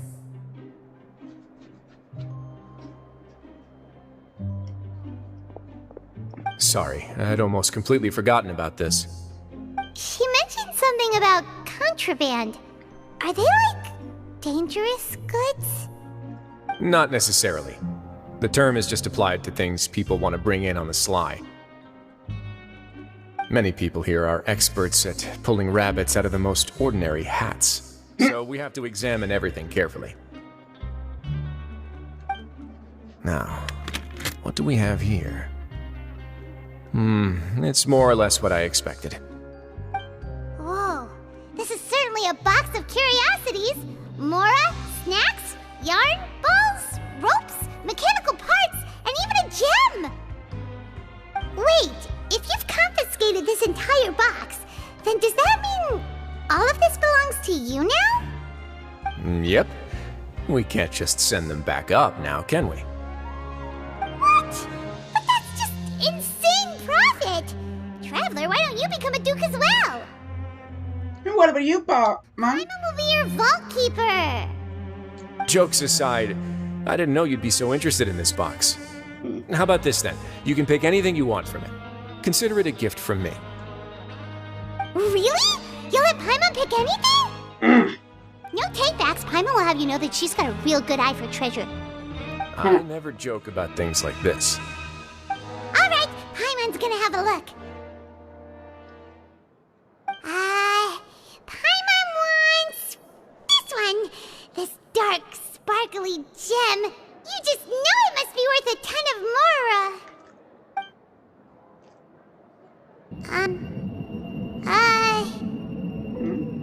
Actually, never mind. Paimon doesn't want this gem anymore. Can Paimon pick something else instead? Paimon, what's wrong? There's something weird about this gem. Paimon remembered a lot of bad things when she picked it up. Paimon couldn't even tune them out. It's as if the gem was just drawing them out of Paimon's brain. It was super spooky. Is that so? Let me give it a try. No. Paimon's right. I too experienced some unpleasant flashbacks. Now, let me You try. sure? Wait. I wouldn't exactly call it fun. I want to make sure I know exactly what you saw. Fair enough. Go ahead. I don't think it'll have a permanent effect. Oh man, I'm gonna make sure your balls. No. Oh yes. Are you okay, Traveler? You also saw something, right? Yeah, I'll just take as this you gem then and run a thorough investigation on its properties. Paimon, feel free to pick something else. Then... Actually, never mind. Paimon's gonna pass. Paimon was thinking about one of the snacks, but who knows if it'll also make Paimon sick. It doesn't hurt to be careful. You do have a point. In that case, we should destroy the entire box and all of its contents. Seems like we're almost done with our drinks, too. Let's go check out the Society's gathering place, then. I can introduce you, and we can also continue our conversation while we're at it. Wait, are you this free every day or something? Just noticed? I wasn't exactly busy the first time we met, either.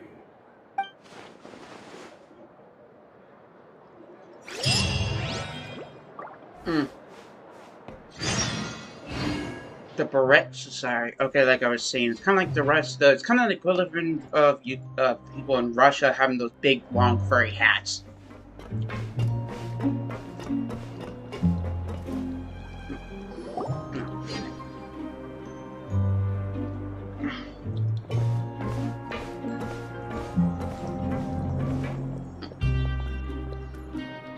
We are honored by your visit, Your Grace. All of us at the Society have been waiting for your arrival. What is still questioning me? What crime did Wriothesley was convicted of? That's still not. Are these your two guests? Mm-hmm. Let me introduce you to them.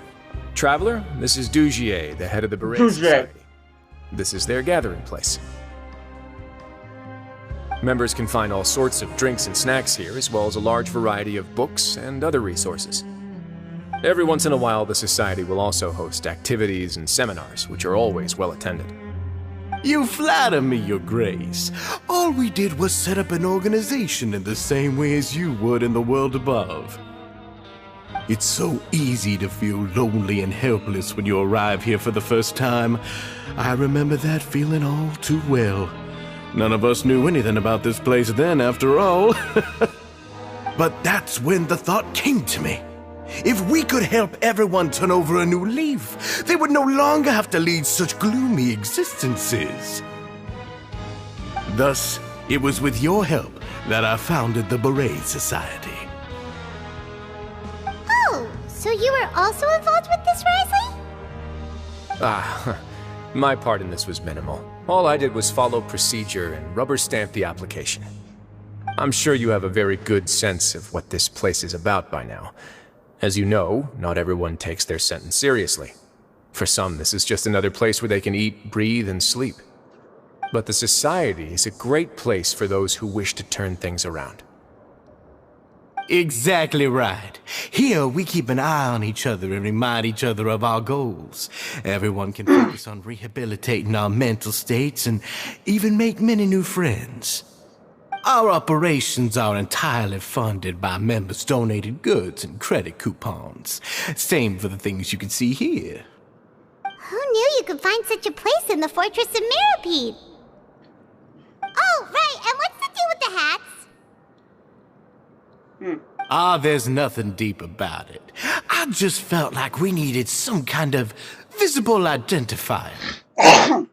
If our members felt joy and pride from being a part of this group, then the hats would become a point of pride for them as well. And when we're together, we will feel a sense of community from seeing everyone's hats. Optimism, community, hard work, and a desire for a new life. I hope this hat will show everyone everything we have been working towards. In other words, that hat has come to represent something like a model citizen, which also helps them recruit new members. Once again, you are exactly right, Your Grace. That's a part of our goal as well. Let's take a little old seat over here. There's no need for us to stand. I'll ask the members to get us some drinks. Please wait here just one moment. Feel free to look around too if you want to learn more about it. So this meeting was planned all along. Oh, right. What happened to your slow day, Wriothesley? Seems like I shouldn't underestimate an adventurer's keen sense of observation. I'll bear that in mind the next time I need to do something low-key. Kidding, of course. We're just discussing some small matters. It shouldn't take long. We've also already gone over the organization's vision. Instead of listening to me try to explain some more, maybe it'd be better if you took a look around for yourself.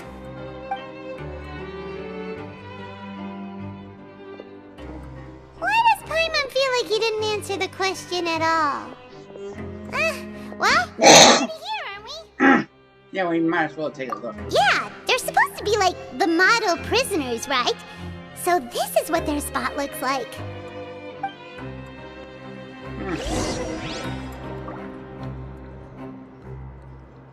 The leader's accent is I think it's kind of similar to not a French accent, but Cajun, which is a kind of like some parts of Louisiana.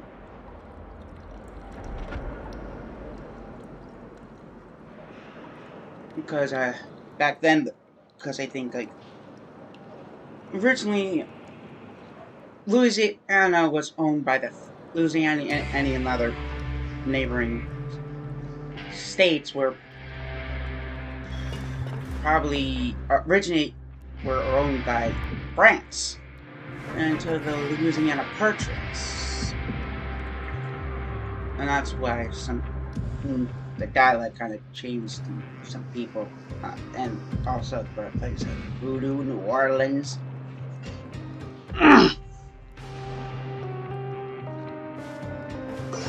Louisiana is just best, and I think the food is a kind of a mixture of a little bit of South African, a little bit of African, or spicy, but not too spicy. So it's known as soul food.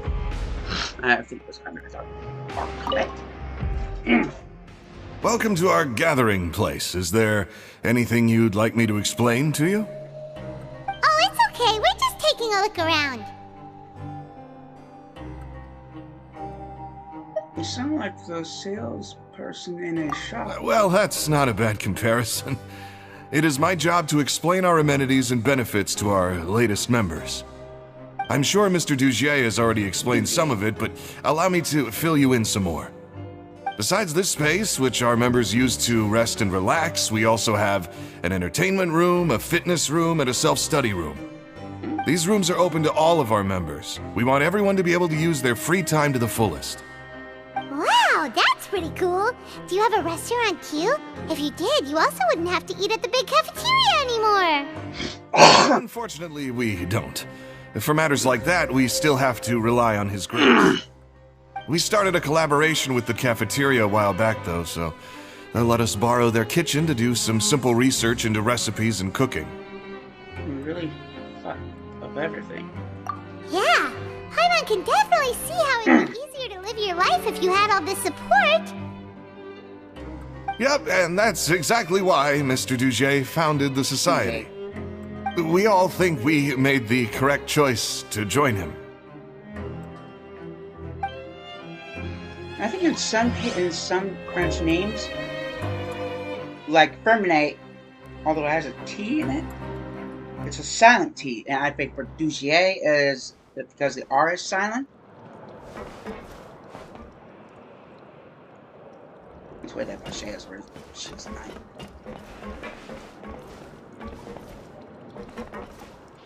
Or that was the name.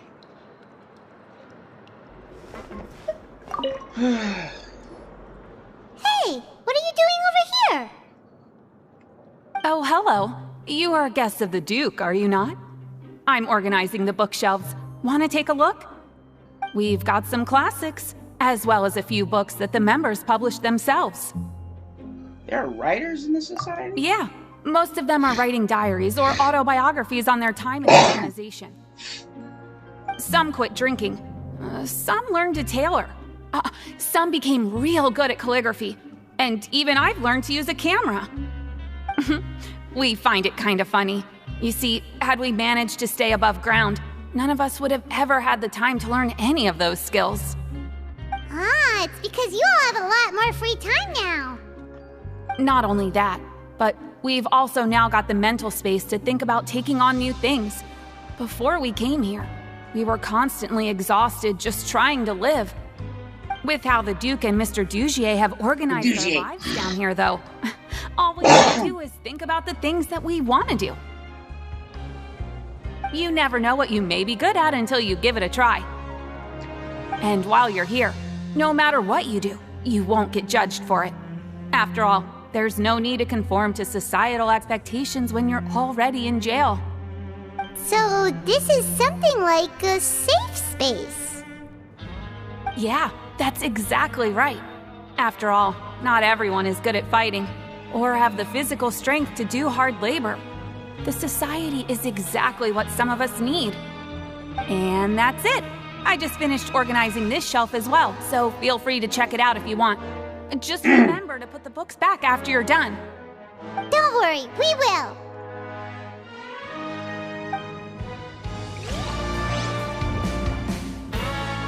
Okay. So this is like a kind of like a micro society or something.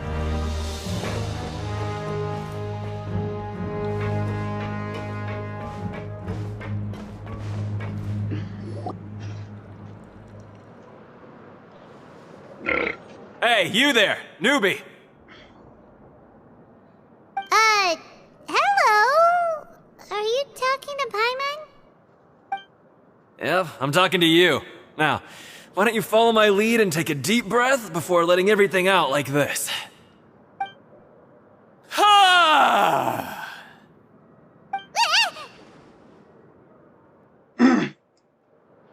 That was really loud.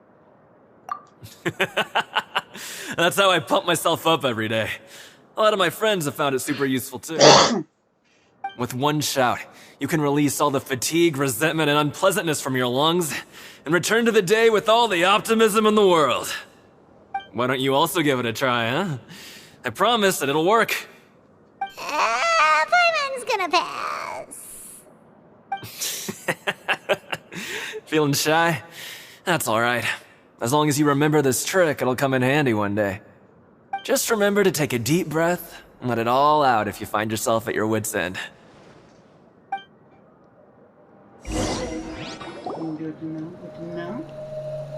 Alright, we've talked to everybody. It sure sounds like they're all pretty happy. That would explain why Wriothesley only had good things to say about this place. Huh. It looks like they're starting to wrap up their conversation as well. Let's go over to them. Of course, Your Grace. I will attend to those matters right away. Okay, then I don't have anything else to add.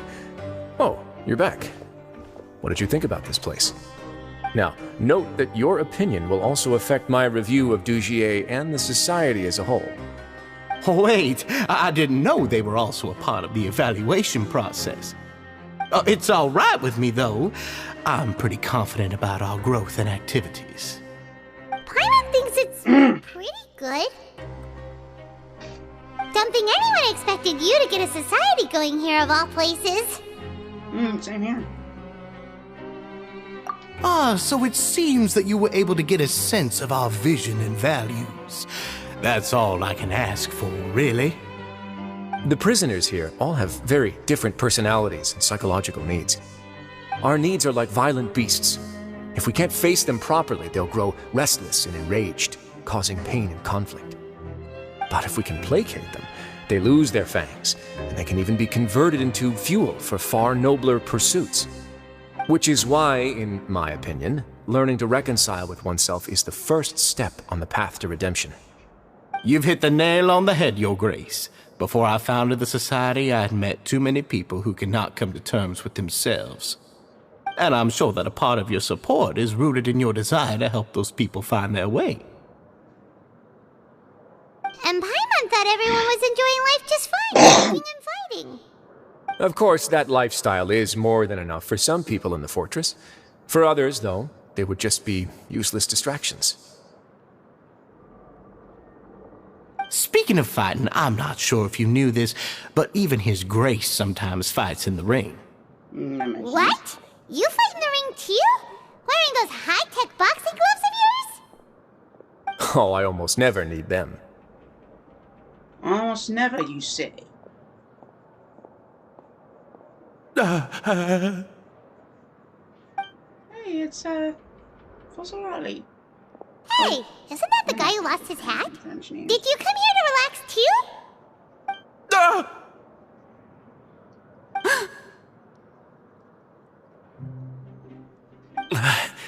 Yeah? What the fuck is What's wrong? Did you forget about us already? Are you feeling all right?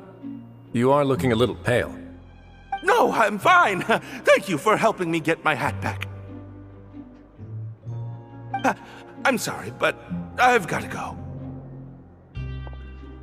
He's still as weird as before. Paimon's kind of used to it by now, though. Dugier, do you know what's up with him? I'm also not too sure about that. As far as I recall, he's always been a little strange, but I'll check up on him later. After all, it's my responsibility as the leader to make sure that no one falls through the cracks. We'll leave him to you then. Where were we before we got sidetracked? Something about boxing gloves? Oh, right, about that. You might have thought that I was joking, but in a place like that, everyone will use everything in their power to win. And when emotions run high, things often spiral out of control. That would be when I need to pull out my gloves to maintain order. Sometimes you might need more than just gloves as well. This pair of handcuffs has also come in handy quite a number of times. Oops. Oh, isn't that awful gem? You're still carrying it with you? Yeah, I kept it on me because of its special qualities. It won't affect me as long as I don't let it come into contact with my skin. Go on, you guys. Pick up the item for His Grace, would you? Yes, right away. You're ever gonna see some strange shit. That gem shines with quite the dazzling light. I hope it hasn't been damaged. Your Grace, please let me know if there's something wrong with it now. It still looks good to me. Say, Dugier, have you ever seen a gem like this? Never, Your Grace. Don't think I've ever been rich enough to afford this kind of a thing. I guess that's fair. We've already gone over most of the things that I wanted to talk about, so let's wrap up for the day. The Traveler also has some other plans, after all.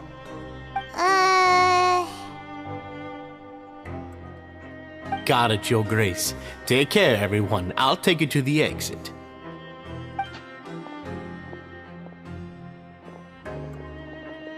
Traveler, Paimon, it was an honor.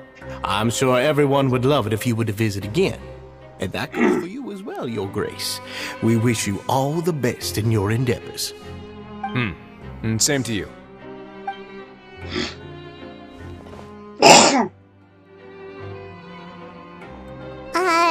Paimon doesn't think we made any plans for the rest of the day. Why did you lie to him? Well, what's your opinion of the society now that you've taken a look around their headquarters? Paimon thinks it's pretty chill.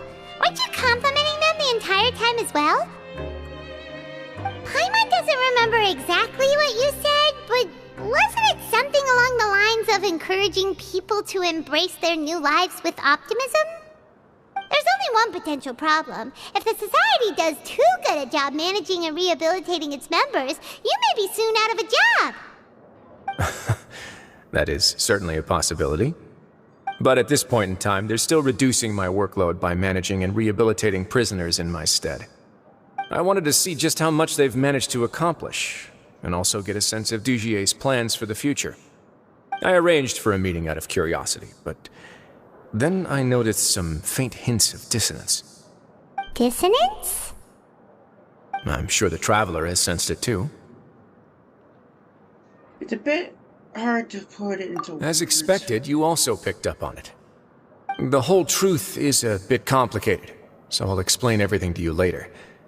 I can tell you right now, though, that this was an unexpected turn of events. I had hoped to take care of it in secret, but now a confrontation may no longer be avoidable. It's hard to predict what might happen next. You've completely lost Paimon. Why don't you take this opportunity to check back on the gathering place? Just tell them you left something of yours there by accident. If my hypothesis is correct, Dugier should already have left. And with his watchful eye removed, you may well get a very different reception from the members. Can't you just tell us exactly what to expect? I'm just following the most popular playbook in Fontaine. Investigate, obtain evidence, and then use the truth to render judgment. It's been so long since I got to watch a performance at Opera Epiclese that I've even begun to miss it. I'll trust you for now. I'll explain everything to you later, but right now we need to seize this opportunity. Find out what you can from them now while they're all in one place. We might not get another chance like this anytime soon.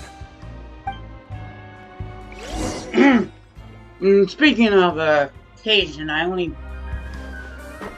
been to Louisiana once, and that was during my trip the summer of '05 when I was with my dad and my sister. Before Hurricane Katrina hit. Well, days before, in fact. Huh. It's just as Wriothesley said. Seems like Dugier is no longer here. Yeah. You said you felt there was something off about this place, right? So let's see if we can feel something out. Paimon will do her best to help. You know, I also don't know where to start.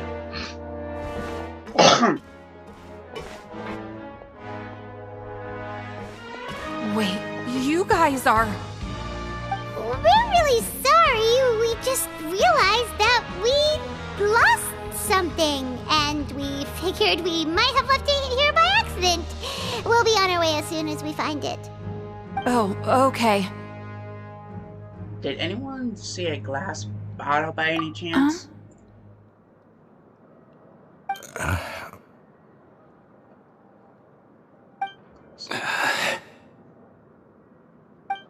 Nobody? It's about the size of my hand. It's okay. There's no need to be nervous. It's not like we lost a whole bag of more or anything. Got him. Paimon! Look for it ourselves if none of you caught a glimpse of it. We're not going to tell Wriothesley anything, don't worry. I'll go find Mr. Dugier. No need. We're just looking for something. Why does he have to know? This is incredibly suspicious. We can look around for it, yeah?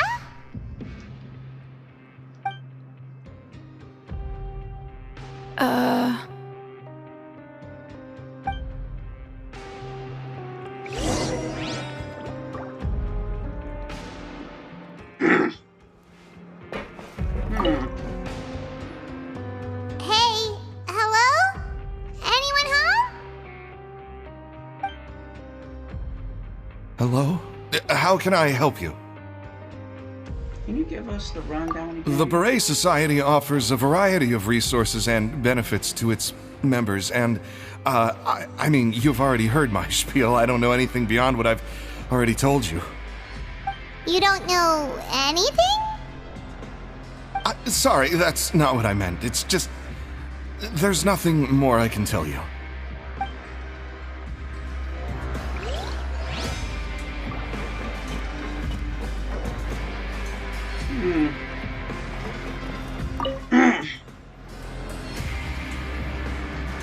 Are you still organizing the bookshelves? Yeah, and... I'm sorry. But you can't check out the books right now. We weren't thinking about that to begin with, but weren't you super friendly just a moment ago? Sorry.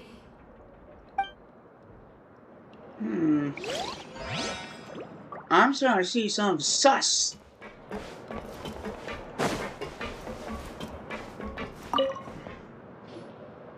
Hey, big guy! What do you want? Isn't this how you greeted us earlier? Take a deep breath and let it all out. Oh, yeah, that's right. You sure are a fast learner. Where did your optimism go? I ate something earlier, so I'm falling into a bit of a food coma, and, I mean, not everyone can be super upbeat all the time, right? You're looking for something, you said? I didn't see it, but, it should be somewhere nearby. Okay, Paimon sees what you meant now. Seems like they really don't want to talk to us, so let's just head back.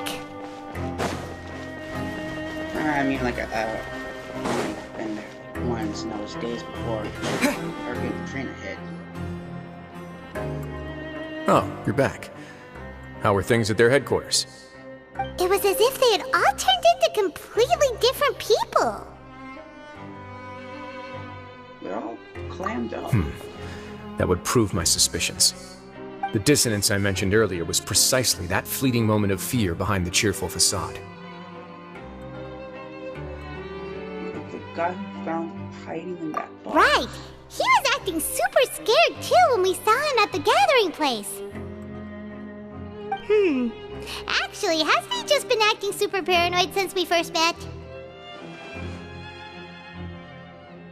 And that's precisely why I took his hat. Oh, so the one who started it all was... It was you all along!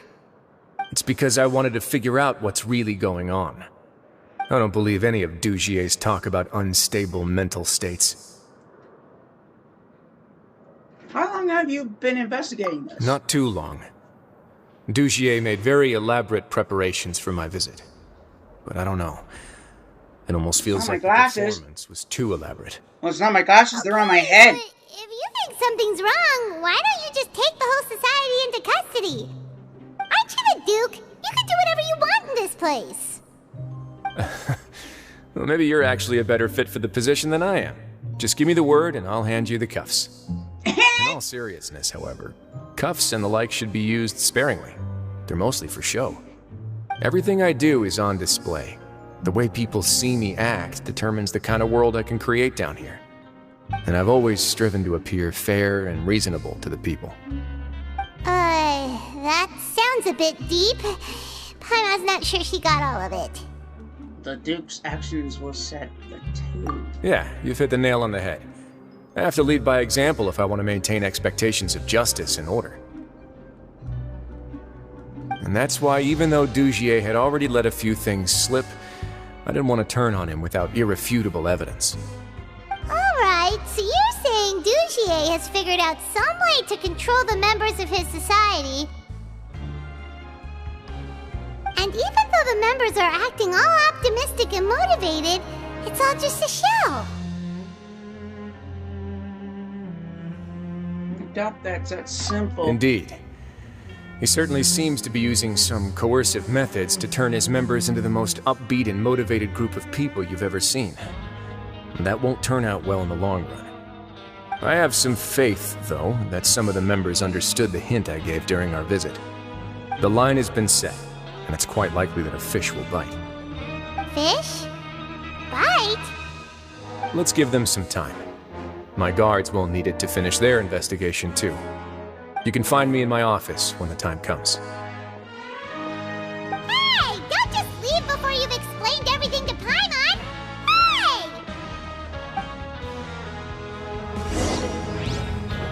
Hey! Does it have to do something about that stone we found recently?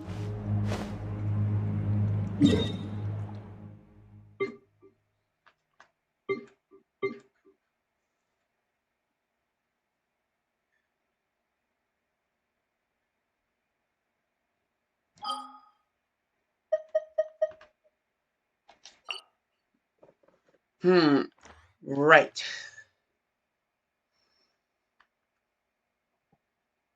Okay, like I was saying, I was working on leveling up Razor and Alhaitham.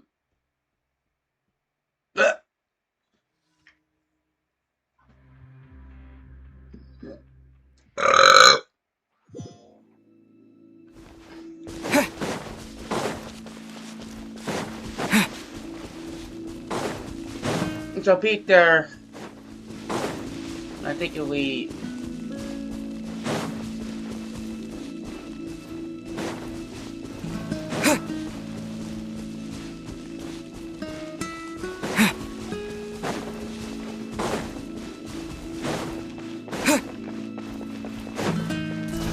Leave it all to me.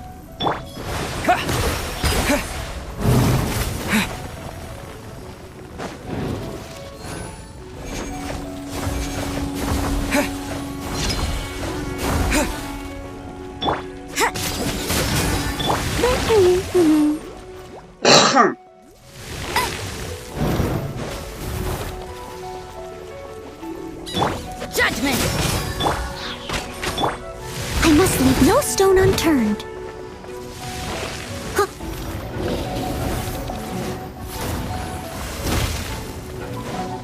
Someone needs assistance. Yeah! Yeah!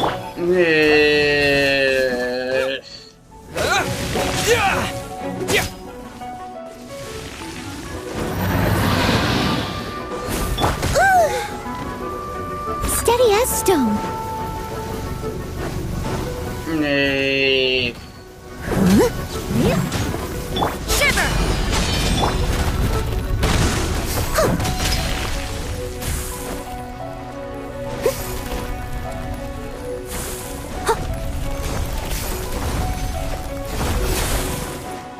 Let it rain!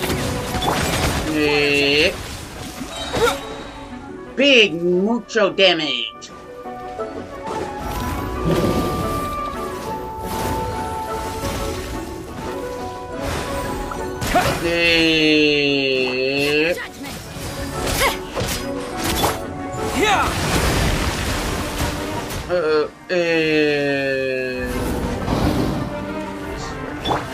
Leave it all to me.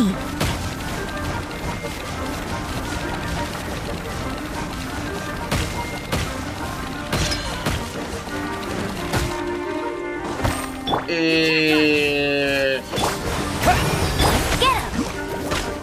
As a dutiful maid would.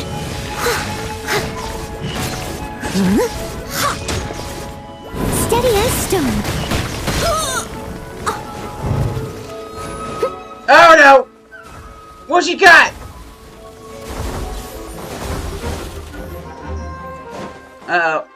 Oh great, now my puppy's armed. Someone needs... Judgment! Who gave the puppy a weapon? No one escapes my sight! Punishment!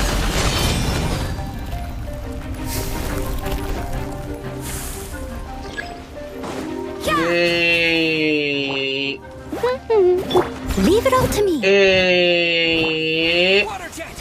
Oh shit.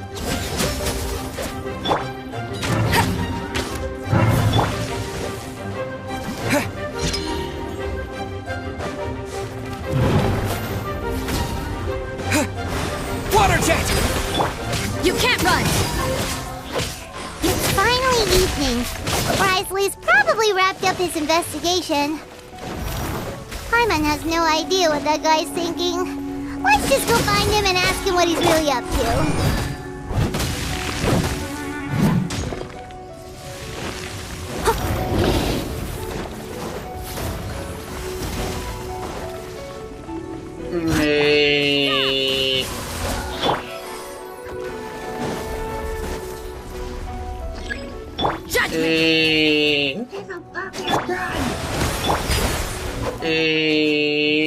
You can't run! No stone unturned.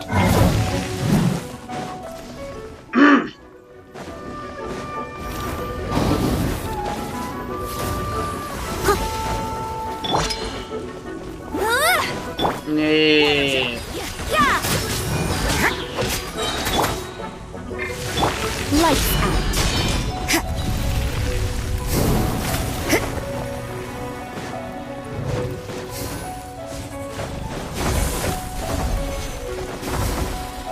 Oh god, who gave the day?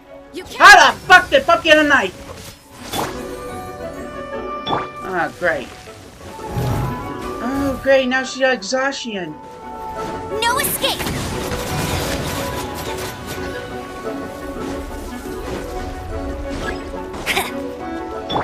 Leave it all to... Judgment! Oi! Oi!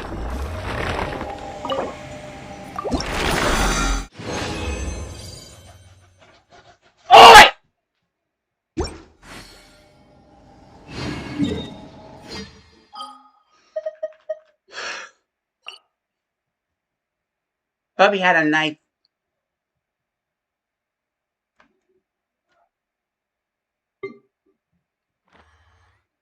I don't know which one.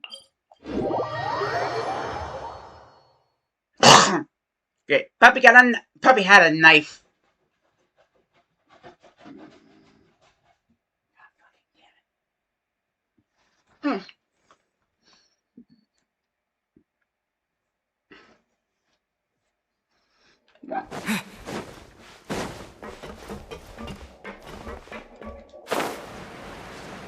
Who gave the puppy a knife? Oh god.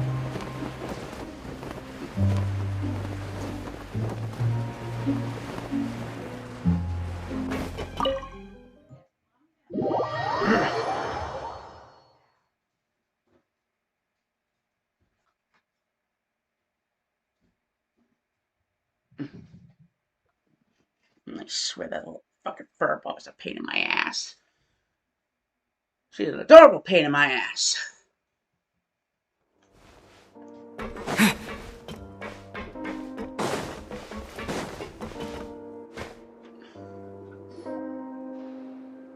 Oh, here you are. Did you manage to land a lucky pull on the welfare meals tonight? Let's just get straight to the point. Has anything else happened with the society? Patience, Paimon. Even as the situation continues to brew, we still need to make sense of what we learned so far and go over any sticking points. I'm actually still thinking about the first thing that came to my mind when I noticed something amiss. Namely, why didn't anyone come to me about it? Oh, that's a good point. Could whatever they're afraid of be so powerful that even you won't be able to do anything about it? But even if such a thing existed, how could they be so sure without checking with me first? It'd be one thing if it was just 1 or 2 people, but it seems like everyone's convinced that I won't be able to help. Which leads me to believe that it's more likely that they think I just wouldn't care to help them. Because you investigated Douche in the first place? Yes, something like that. Dugier must have told them something to make them think I won't take their side. So it became imperative for me to refute that and prove my true stance. Of course, I had originally planned to do this in a more covert way, but I had to improvise when you identified the guy who'd lost his hat with everyone present. There was no way to keep our investigation a secret after that. That makes sense. Wait, then does that mean it was all Paimon's fault? No, did you mention The last thing that guy wanted was for Dugier to find out that he'd lost it. He would have never brought the matter up on his own. But now, not only has Dugier found out that he'd lost his hat, he's also realized that we were the ones who found it. That likely set his internal alarms off all at once. Hat must be hiding something. Yes, that's the conclusion I came to as well. It's the only thing that could explain the fear. If we didn't act right then and there, Dugier would probably come up with some other way to hide the truth and we'd be back to square one. So after giving the matter some thought, I tossed that black gem onto the ground. I must say I was pretty satisfied with the results. Ah, so you did that on purpose? Yes, that's right. Of course, that box was discovered as part of our investigation of the society from the very beginning. I had no way to know if any of the members had actually seen the gem before, but since I had to do something, I decided to gamble. So that's the hint you were talking about earlier. Right. And I said back there that I had no idea what the gem represented. That should have been enough to let people know that it's still early days for my investigation. And since I was traveling with you, heroes who have never turned a blind eye to evil and injustice, they would also understand that we're here to help, rather than to tolerate or uphold the status quo. You used us as a part of your plan too! So why you wanted us to come along? My apologies. There was no time and quite a lot to explain, so I figured it might be easier to just let you see a few things for yourselves. But I can assure you that I've now told you everything there is to know. Of course, you're under no obligation, but I would really appreciate it if you could continue to lend me your support and help me figure out the true secret behind the society. Would you be willing to lend me your support? But Paimon's still mad at you! Sure, all of you need is some help planning. You have my thanks. Now, there are still 2 outstanding matters in our investigation. The first is the secret of the hats. I've examined one before. There was nothing suspicious about the item itself. The other is the true purpose of the black gem. We haven't been able to get anything out of anyone with actual knowledge of it. It's my hope that a brave fish will take my bait and venture outside of their dark and murky pool. I'll put some music on while we wait.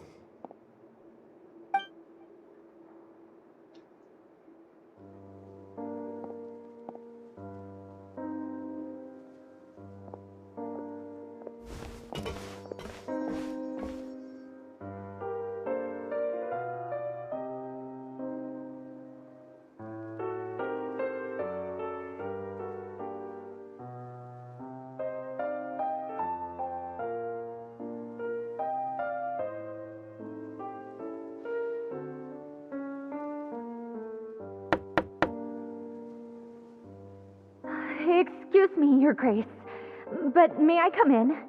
I'm afraid that someone's been following me. Please, do.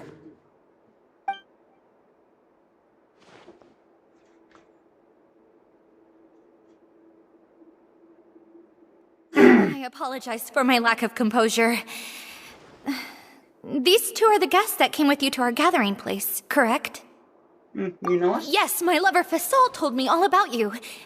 Please, help us, Your Grace. He's in great danger right now. Slow down, take a deep breath, and start from the top. What happened at the Society? I'm sorry, Your Grace. I will try.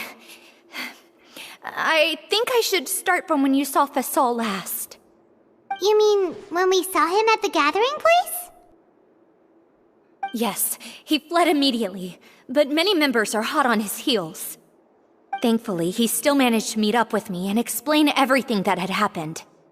Now that he's lost Dugier's trust, what awaits him is agonizing censure.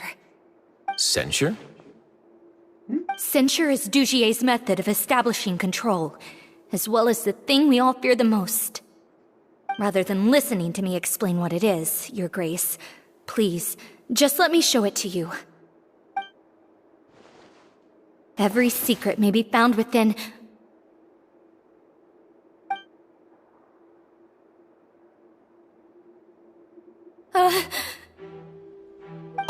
Here you are. I was wondering where you had run off to in such a hurry. Please excuse us, Your Grace. It was never our intention to disturb you like this. You see, Avisa's mental state has been rather unstable ever since she arrived at the fortress. She rambles often, has hallucinations. It may be best to dismiss her babbling as random gibberish. I don't recall hearing a knock or giving permission for you to come in. Oh, my apologies. I merely did not wish for Your Grace to be alarmed.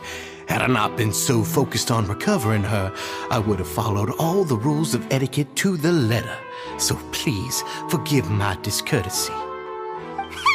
Like we believe you.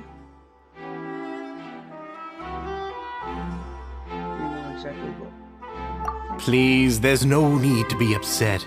It's only natural to want to side with the poor sick girl, but I know His Grace to be a reasonable man. Well then, what if the reasonable man wants to hear the lunatic out? That would be perfectly fine with me. Oh, and just so you know, we've also found the missing Mr. Fasol.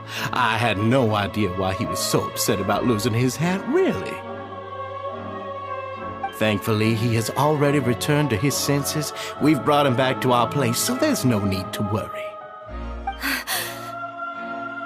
I'm sorry, Your Grace. I don't have anything more to say. This is what you're afraid of, correct? You can tell me everything. I'll do all I can for you. I've never seen that thing in my life.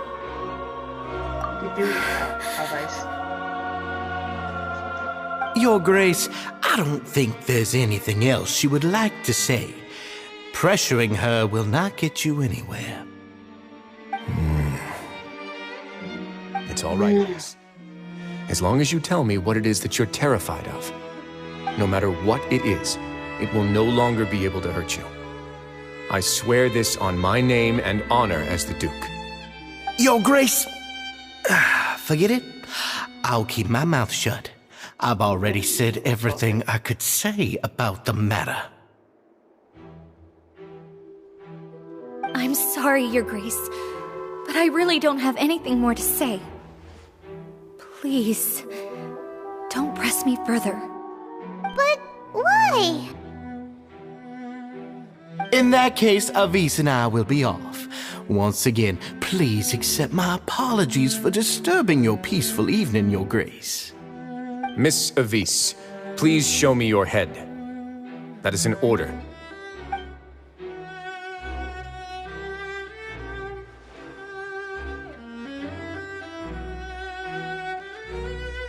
There's nothing there. Your Grace, I know you have long tired of my words, but please believe me when I say you've merely let your worries get to your head. The Society has never caused trouble for you or any of the guards at the fortress. We've spent all of our time working hard and trying to lead better lives. Why are you doing everything in your power to prove our guilt?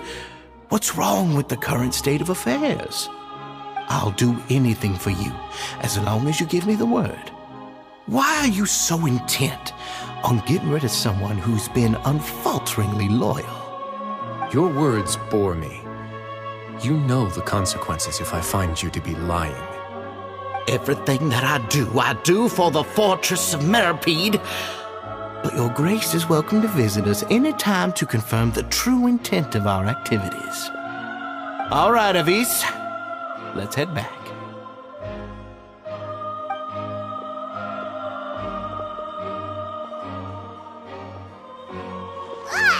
Just what's up with that guy? He makes Paimon really, really mad. We should have shown him his place. Sooner or later, all will pay the price for their arrogance. He must have been well prepared for this exact scenario, or he wouldn't have dared to be so openly hostile. All the more reason for us to be patient. The entire society are his hostages. His subordinates would definitely react if he were taken into custody. And that's why he dared to bare his fangs right in front of me. One thing's for sure, we won't let him get away with all this. With this, The true secret of the Society is neither on the hat nor on the members' heads. Dugier probably knew this from the very beginning, which is why he didn't panic. However, if we were to look at the rules, it would also seem like the head has to be the place where they're keeping all of their secrets. Yeah, none of this makes sense to Paimon either. What are they trying to hide?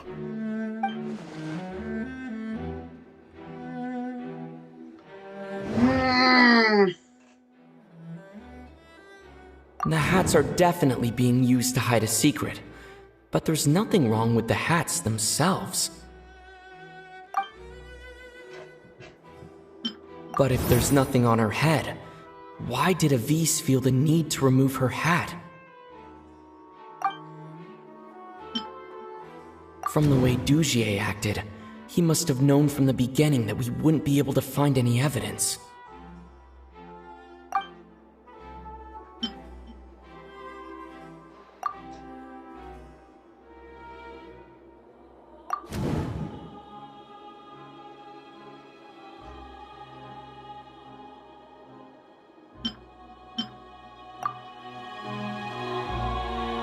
I have an idea, but... What is it? Tell Paimon about it! If he's into your hat to draw attention to head. You mean this thing? So, she handed a key piece of evidence over to us without Dugier noticing.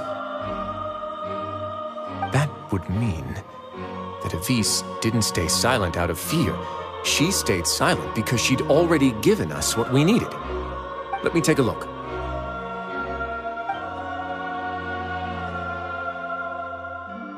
I managed to remove this from the hair clip. It's long, slender, and conical, it's hollow on the inside, and looks something like a cross between a nail and a thorn.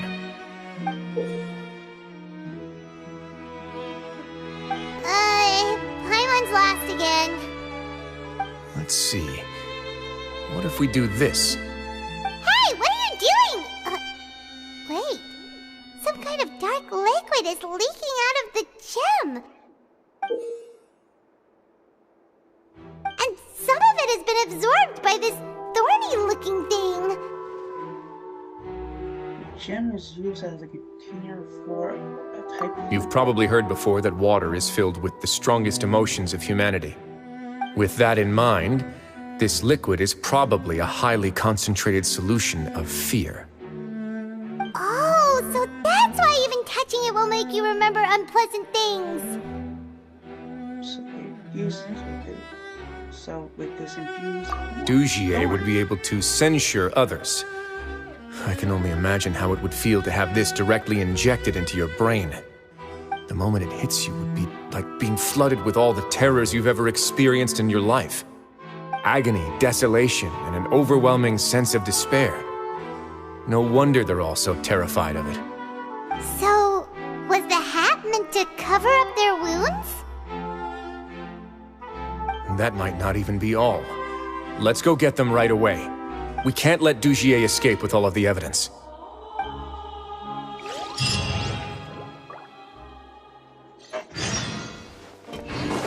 Maybe he's using that as a bargaining chip.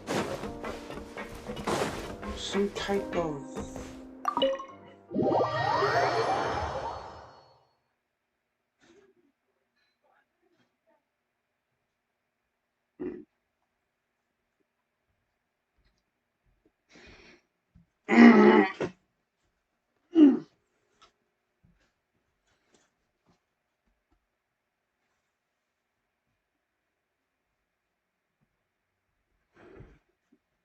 I don't know what. Some type of form of brainwashing or something.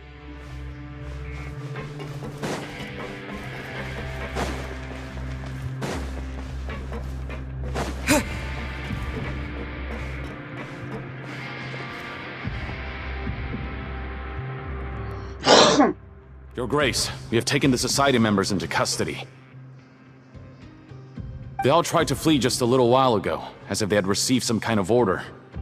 We decided to forestall their plan, and were just about to send the word when you unexpectedly arrived. Great work, everyone. You had prepared for something like this all along? I had them stay here to keep an eye on things, so I'm glad that my intuition turned out to be correct. Perform a thorough search of the Society's headquarters and bring all the members to me. Understood, Your Grace. Now, let's check on them. As expected, they all have a hollow thorn inserted into a wound on their head. Paimon's glad her eyesight isn't so good that she can see it from here. Paimon's gonna float away for a bit. They didn't pull out the thorn out? They probably left it there as a lasting reminder of Dugier's censure. These people must have had to endure an unimaginable amount of pain.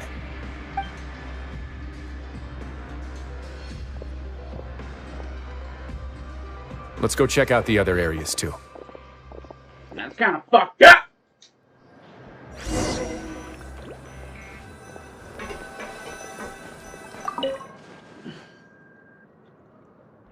Actually ordered by the brand new liver flipped over closely. Hey, come here! Have a look at this! Where's the Paimon? This is a book that Paimon found in a box next to the bookshelf. Its contents are exactly the same as this book on the shelf. Exactly? The colors of the covers are completely different, though, and the names of the authors also don't match up. So these were just for show. Yeah! And they dared to claim that they wrote these too. Huh!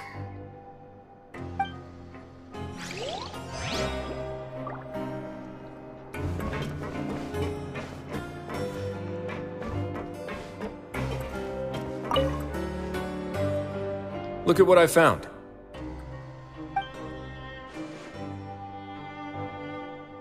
This is a surveillance port.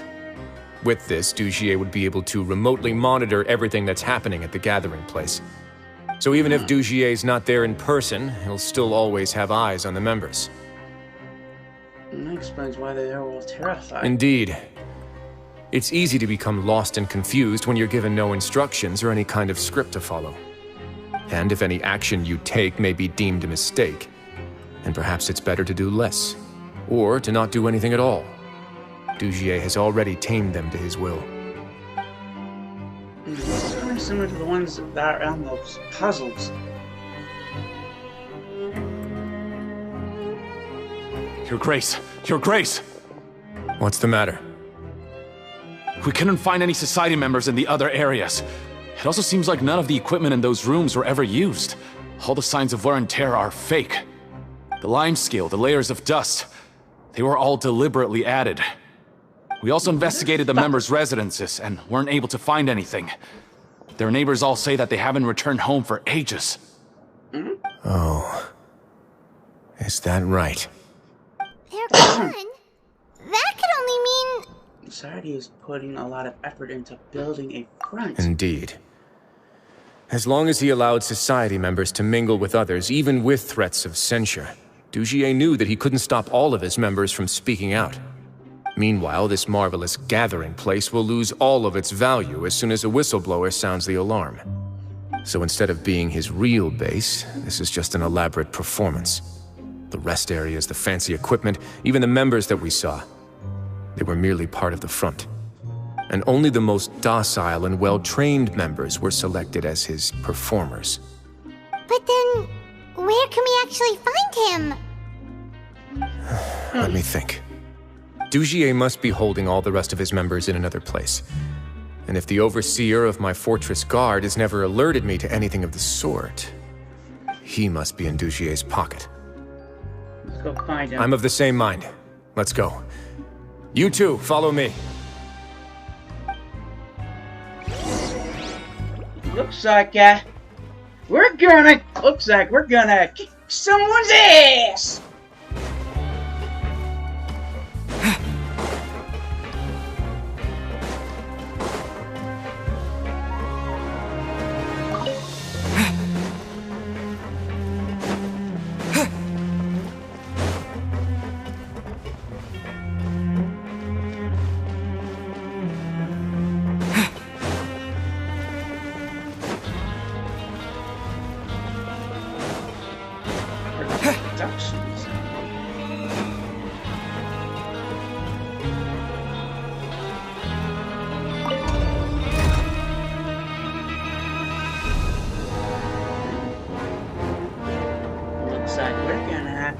Some ass! Looks like I have to kick Dugier's ass!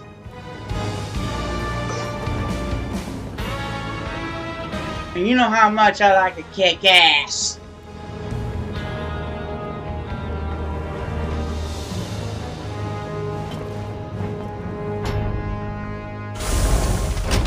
It makes me feel better.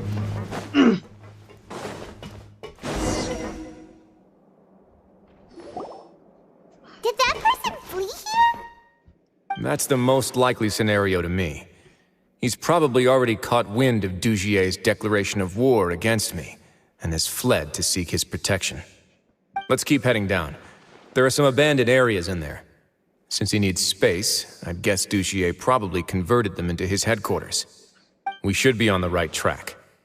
Now we just need to find that turncoat. Let's go. We can take this path. You guys take the other. What's... Looks like somebody wants a butt whooping! Looks like somebody wants an ass whooping.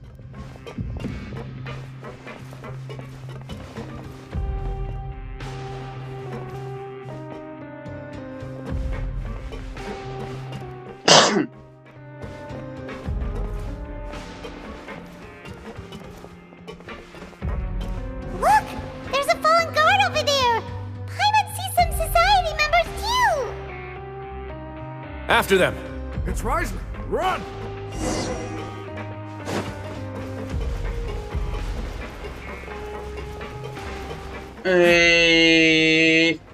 Gotcha, bitch!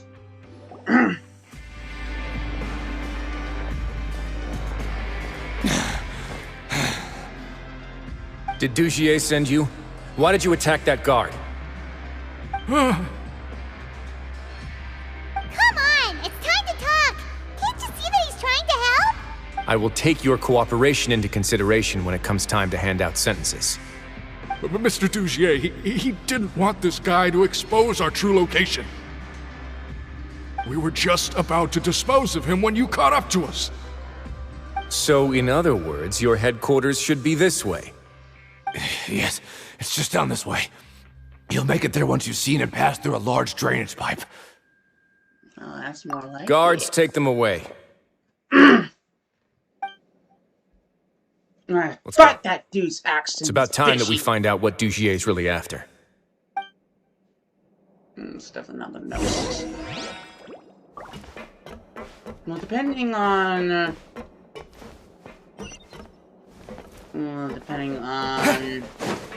when this took place, there'd be a whole amount of.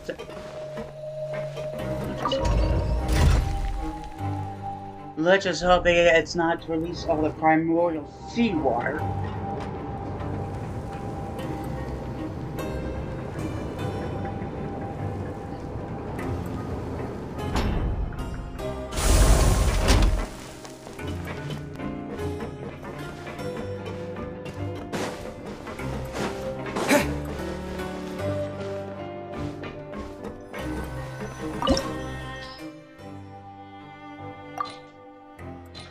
I think Wriothesley is gonna follow us?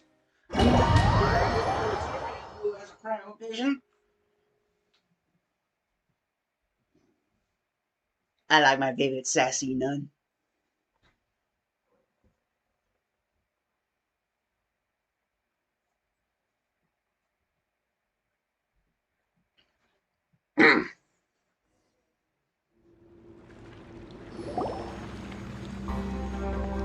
There's so much space down here. Yeah, these are all former work areas. They've been left abandoned due to a lack of funds. There are usually guards on patrol here. It would seem that all of those guards have been bought as well. Stay sharp. He's got a ton of surprises waiting for us, I'm sure. Cool.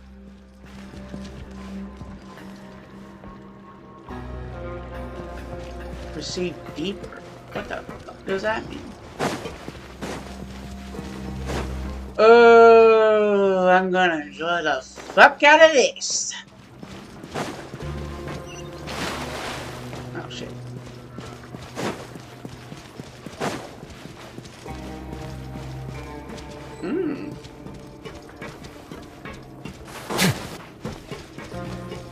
Hey everybody! Let's begin. Hey. Hey. Everybody who wants an ass whooping, courtesy of the Duke. Motherfuckers! I'll catch up. Oh yeah, getting hard hold on this motherfucker. Let it rain. Bombs away! These guys disappear like. I am drawing a blank! Treasure hoarders! That's what I'm looking for. Oh no, you did not just smack a nun! Time to clean up. Yeah, getting hard out. Oh wait, I already said it. I'll say it again. Oh yeah! Getting hard hold of this motherfucker! Have a cinch. Oh yeah! Punch! Who wants an ass whooping? Hey, are you okay? You're safe now. Just follow the guards and leave this place. Who wants my hydro-infused butt up your ass? Prepared for everything. And that would explain the strange decommission requests I received, as well as account for all the Gardamex that had mysteriously gone missing. Seems like he's prepared for an all-out confrontation with me. Hey, what's this? Seems like some kind of handbook. Let me see. Ah, this should be the Society's real rules book. It lists all the rules that they're expected to follow. Members are not permitted to speak to each other or to leave without formal permission. 5 members shall form a group, and the whole group will be punished for any single member's wrongdoings. Anyone who reports a fellow member's misbehavior shall be rewarded with food and water. I see. So it's much as I expected. But that's just cruel and unreasonable. To obtain food and water, prisoners are forced to snitch on others, and in the process cause pain to those around them. To avoid punishment, they learn to stop talking with one another. This leaves the wounds they've already received to fester, however, and so resentment builds until every prisoner has become an island. Finally, isolated and without hope, they accept their fate as Dugier's slaves. Do you remember what happened to Paimon?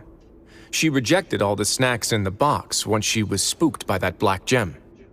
She's usually all for tasty snacks, but she chose to go against her instincts after a negative experience. Is that the best example you could come up with? Anyway, Paimon still thinks she made the right decision. It never hurts to be careful. No, your decision was valid. However, it's also valid to interpret that as a decision that you only made under emotional duress. The human heart is like a raft in a vast and empty ocean. We convince ourselves that we're in control, but in truth, a single wave could sweep us off course and send us crashing into the path of a storm. Those who use fear to lead others astray must pay for that crime.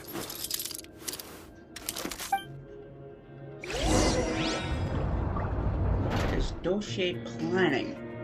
Is it vengeance of what happened? Is it connected to Wesley's... or what Wesley was incarcerated for?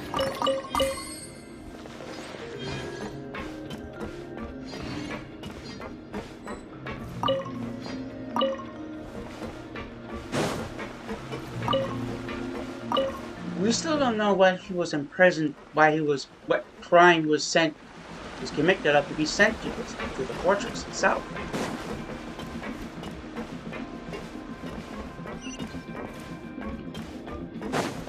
I just know he used to be a brawler.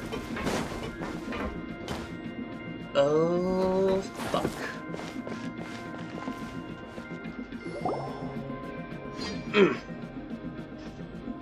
If I'm not mistaken, the space ahead should be the central area of this place, but the door has been locked.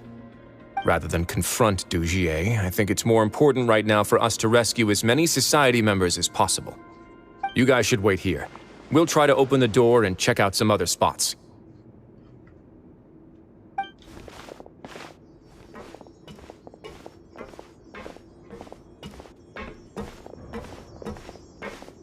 Open the door.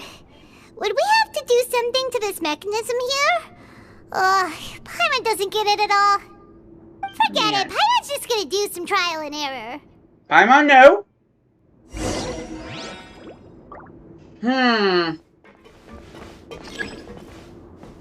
Press the circle of the vehicle or to unlock the main door.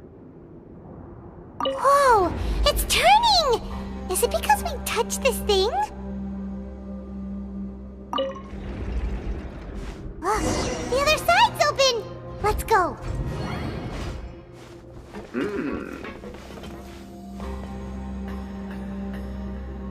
Hey, what is that sneaky, kniving bastard up to? I still don't know what the motive is. Ooh, it's a chest.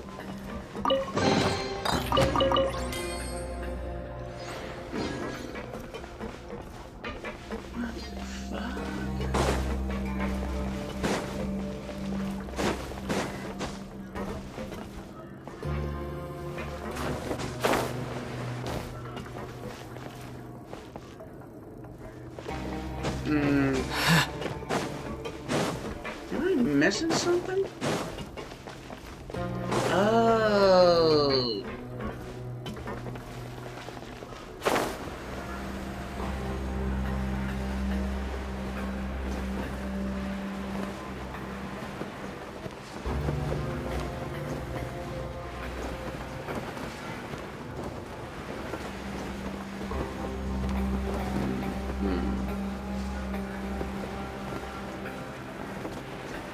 Okay, I'm gonna stop the recording. When it reaches 4:30, so that's gonna be turned to a separate video. I'll fix it. Fix it. I've done anything. Uh-oh. Yeah.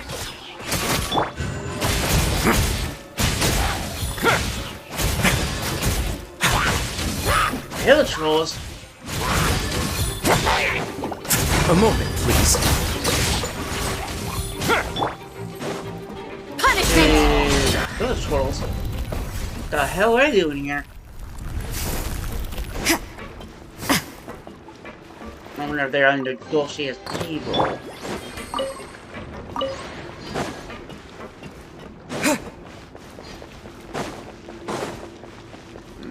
Oh. Hello. Go, go! As a good night shield. Leave it all to me. Let me. That's not my one. Stay cool. Face your guilt. Damn, that was awesome. Yeah. Oh, hello.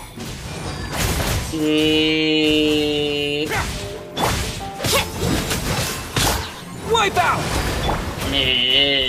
no stone unturned. Yeah! No escape!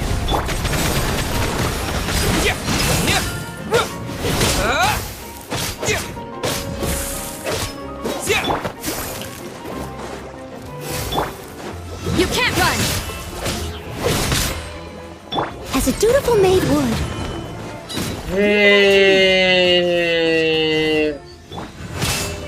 It's going to get a little chilly. Damn.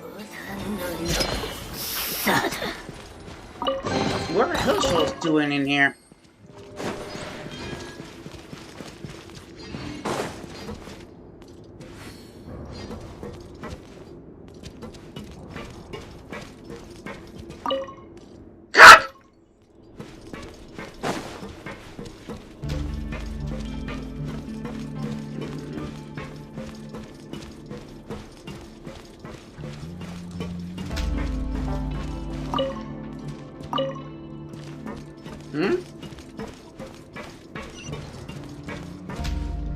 Now my bitch ass went into this recording.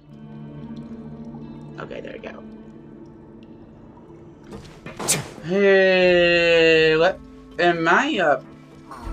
It's so high. We're not gonna have to climb all the way up, are we? Activate the mechanism in front of us first, just like before. Let's see if that changes anything.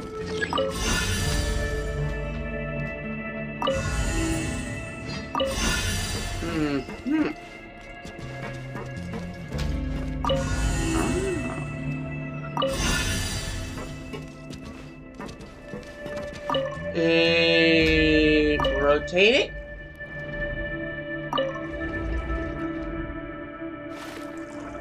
Oh, hello. The water level's gone way up, so that's how we'll make it to the top. Hold on, I gotta see if I'm recording audio. Okay, yeah, I'm recording audio.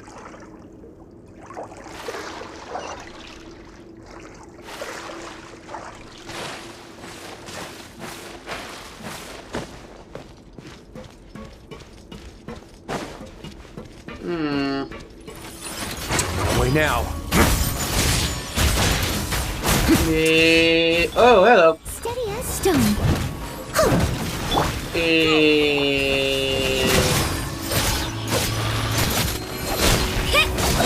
Punishment! No one escapes my sight! Go!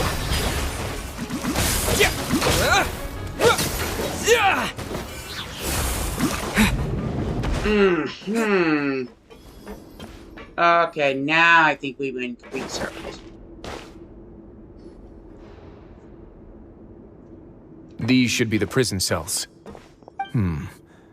Lots of empty cells in here. Dugier's probably moved them elsewhere already. Let's still rescue the ones who got left behind, though. Every person counts. Oh, shit. crap. Damn.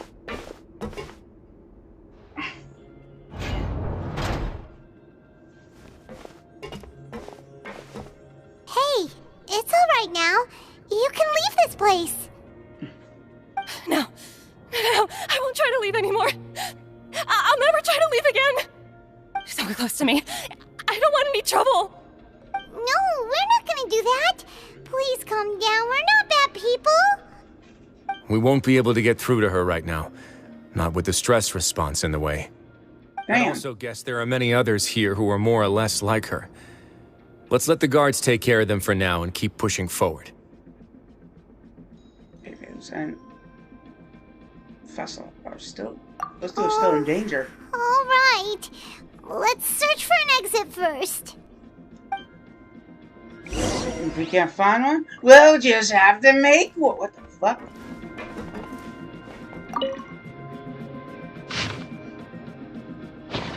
Oh, shit. No, this is torture.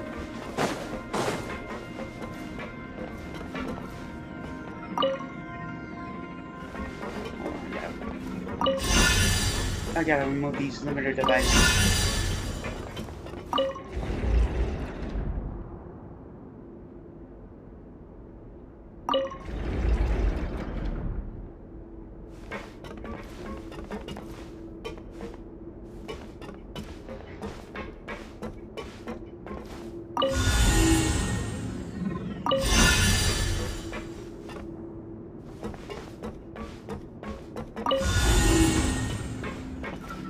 So these are for locking it in place. Boom. The door's open. Maybe it's His Grace. I'll go take a look.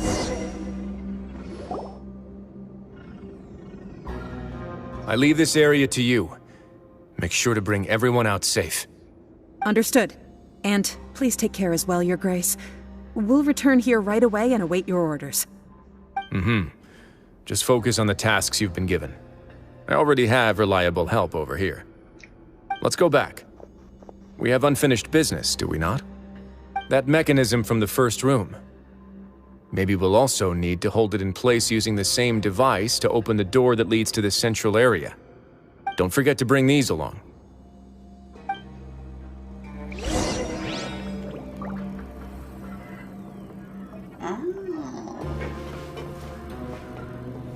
That's what those little folding things are.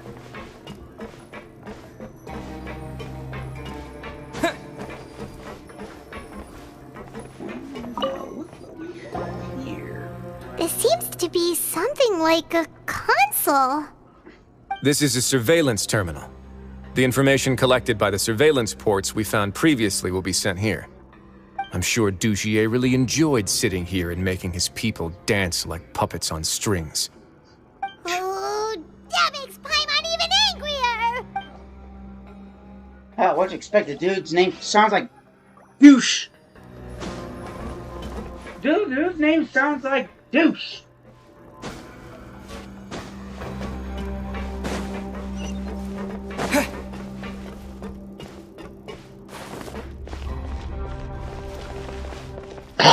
That's what those things floating around me are.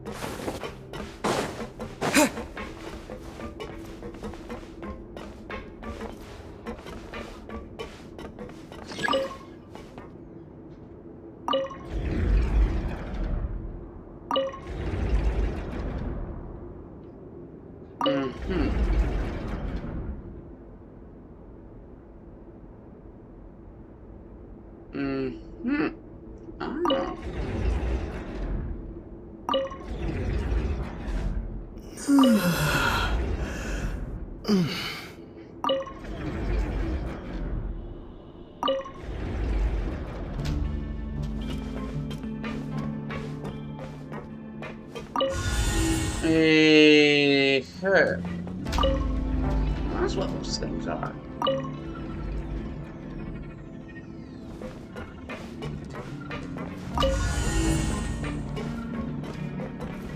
I'm gonna pee.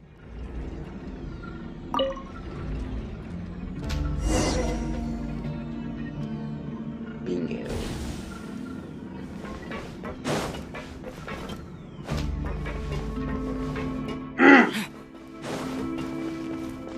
those things are floating around me. I thought it was just something that this little guy in the bubble. But there are some good beasts.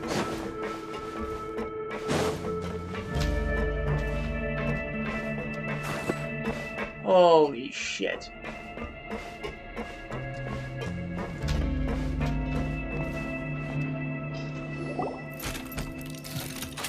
I must confess to being furious. To think that there are still some of you who find it permissible to spit upon our rules. Remember their names. Fasal and Avis. They've betrayed you, betrayed us. And today you will see with your own eyes what'll happen to those who betray our cause. Go on, Avis. Pierce his skull with the thorn in your hands, and then push in the Aqua Dolores.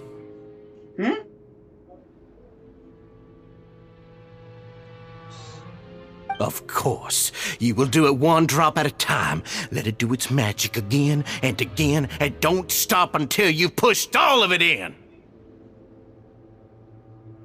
Thistle, I'm sorry. It's okay. I'll find a way to endure. Oh, shut your wretched mouths! When did I give you permission to speak? My rules are the paramount law of this place. Only more pain will come to those who dare to disobey. That's enough, Dugier. Your rabid screams have been beyond nauseating. Is that His Grace? Oh, Wriothesley. I knew you would come, but I didn't expect you to be so quick.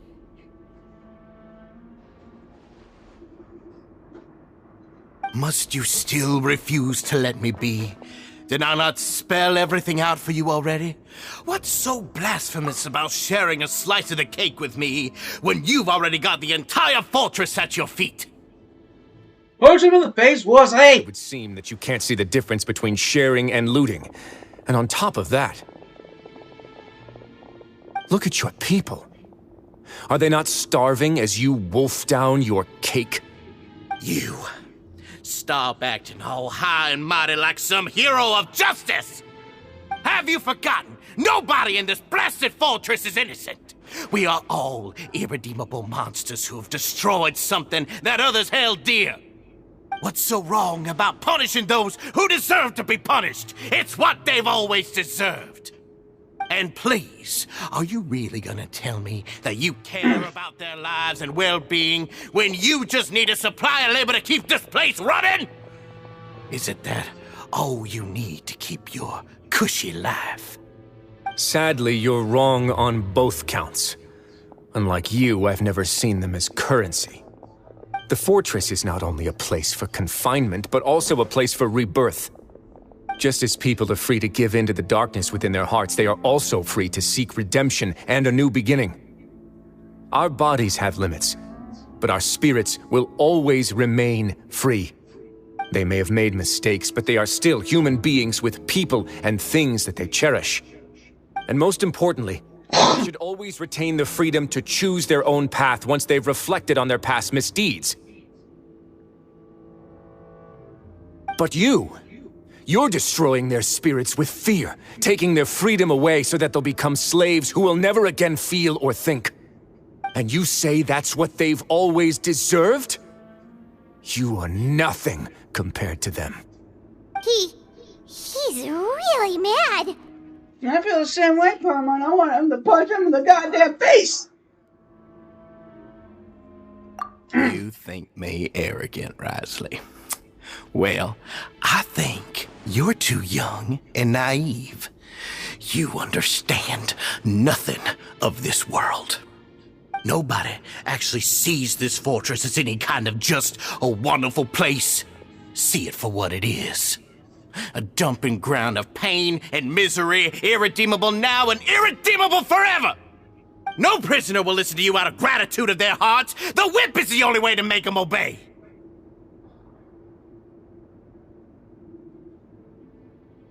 Had you been just one step slower, I would have already taken control of all the garden mechs in this place. Your vision gives you strength. But how long will it hold against these powerful constructs? You talk big, but in the end, you know nothing outside of power and control. In that case, let me give you a small taste of what real power looks like. Yeah!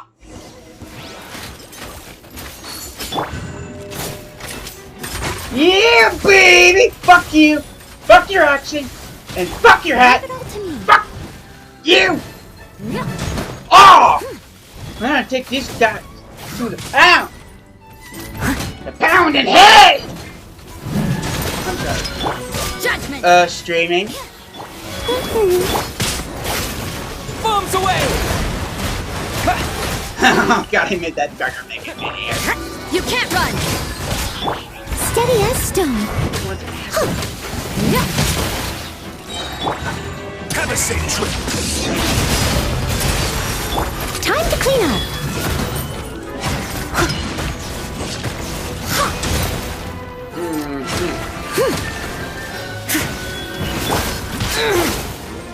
No escape!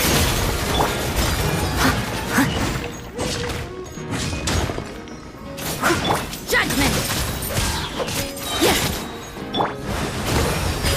Shiver!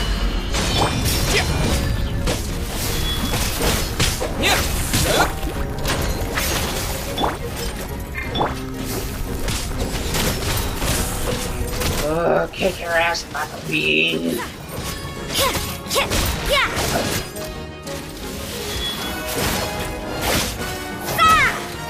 You can't run! Oh boy. Go, Barrack Buddy! Go! Let it rain! Let's begin.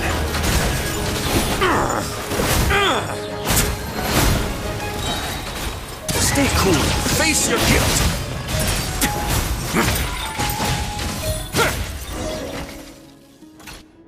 Had enough, motherfucker. Ooh. Oh, damn, you said that motherfucker flying. You're next, motherfucker. If you think fear can control everything, well then, terrify me. Bitch! Rode me. You're just another crook. And it's time you got treated like one. Bitch, you suck.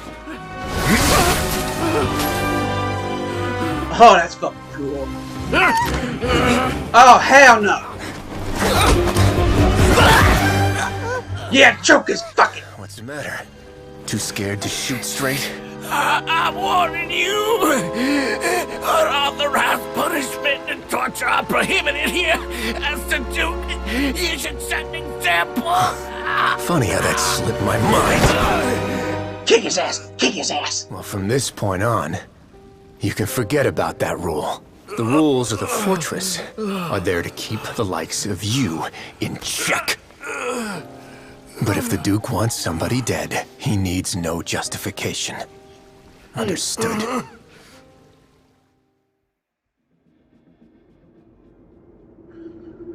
Woo! Holy shit.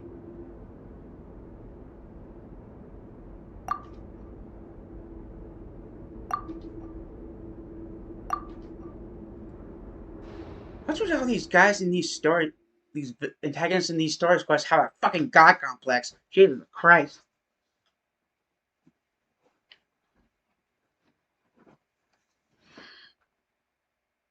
I mean, is there something in the... No, I don't think it might... I don't think it's something in the water. Sorry for taking so long. Did I keep you waiting? No, not at all. Paimon didn't know you were so considerate. If you ask me, I'd say I actually feel very helpless. There's no way that I could truly empathize with the fear that the members felt every day. I could comfort and compensate them all I want, but it might still not be enough to repair the damage that has been done. I have to take responsibility for it, as does the fortress. At least we're able to stop it before it got any worse, right? Yeah. It's the least that we could do. So, do you have a plan for how you're gonna deal with him yet? Oh, Dugier? I've already got an idea. For now, I think I'll do nothing. Huh? Why? I think it's a very fitting punishment for him to have to imagine the sorts of punishments that will soon be coming his way. He'll be left in the dark with regards to both the dates and the details of his punishment. Of course, that's not to say that I'll be letting him off scot-free. It's not often that I actually get the chance to be creative with my punishments. I'm going to talk to the members of the society. He'll get a chance to experience everything that he's ever inflicted on them. Good idea. Paimon didn't know you could also be so harsh. Looks like she should watch her tongue when she's around you in the future. Why do you think I'd do that kind of thing to you? You offend me, Paimon. Anyway, jokes aside, thank you so much for all of your help. There's still a lot for me to take care of, so... How about this? I'll treat you to a meal in 2 days at the Coupon Cafeteria. We should have a better handle on things by then. No, Paimon's had enough of that place. Don't worry, it won't be the same old welfare meal. I'll make the necessary arrangements. Oh, then you've got yourself a deal. Okay.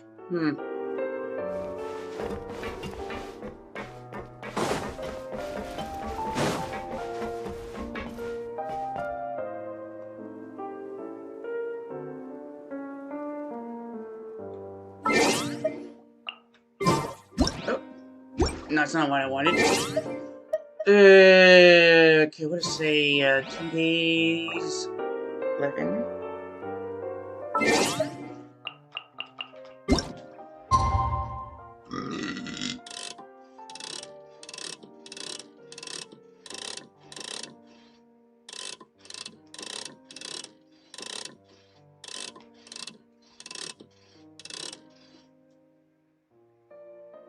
That'll do.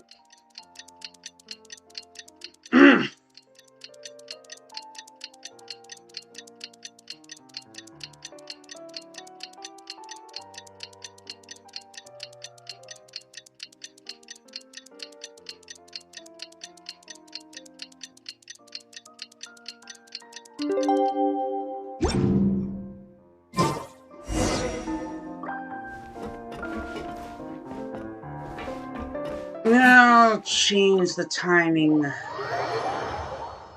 off stream, but not quite sure. Looks like this uses military time.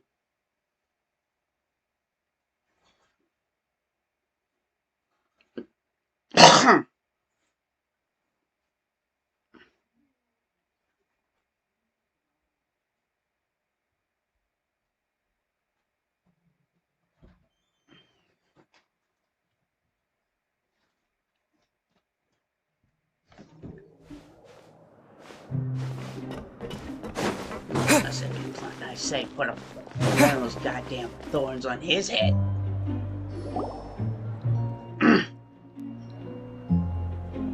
You're here. Paimon never forgets about meals. Even if the traveler forgets, Paimon will remind him for sure. Say if I haven't been feeding you or something. That's not what Paimon meant at all. Wriothesley, you got what Paimon meant, right?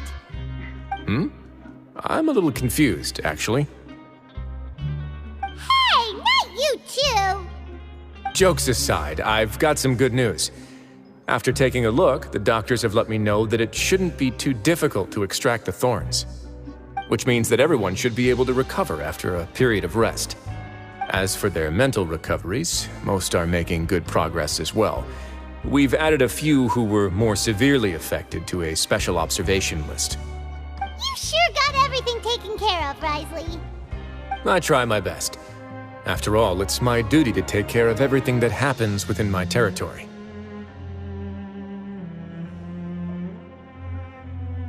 I have a question for you. Please, go ahead. Your flashbacks when you pick up the gem. When you pick up the gem. That's a bit of a long story. I once had a similar experience. It had to do with the host family I lived with as a child. I was an orphan, adopted by a couple with a great deal of love in their hearts. I had many siblings, and we all adored each other. Once we were older, Mom and Dad would turn us over to be individually adopted by families of greater means, and go on to adopt more young children. They were perfect parents. Or so I thought. And then? And then, I found out we were merely raised as livestock. Once we had reached a certain age, our parents would bring us to the market for sale. All children that were sold would leave the house, and nobody would know what became of them. As for those who didn't sell, they were merely disposed of. Did you know I once considered myself an extremely lucky child? And all of my friends, all of my siblings, they all felt this way as well. I was also not the first to find out about the truth. All those who found out before me were simply added to the disposal pile. I could never shake the feeling of irony every time I juxtaposed their tragic ends against our parents' adoring smiles. Yes, like the society, my parents created a facade of joy, lied to satiate their desires, and even employed incredibly cruel methods to keep their grasp on power. They did all of that, but never considered how their actions would utterly ruin all the children they took under their wing. Worse, perhaps they never cared about that at all. But I did.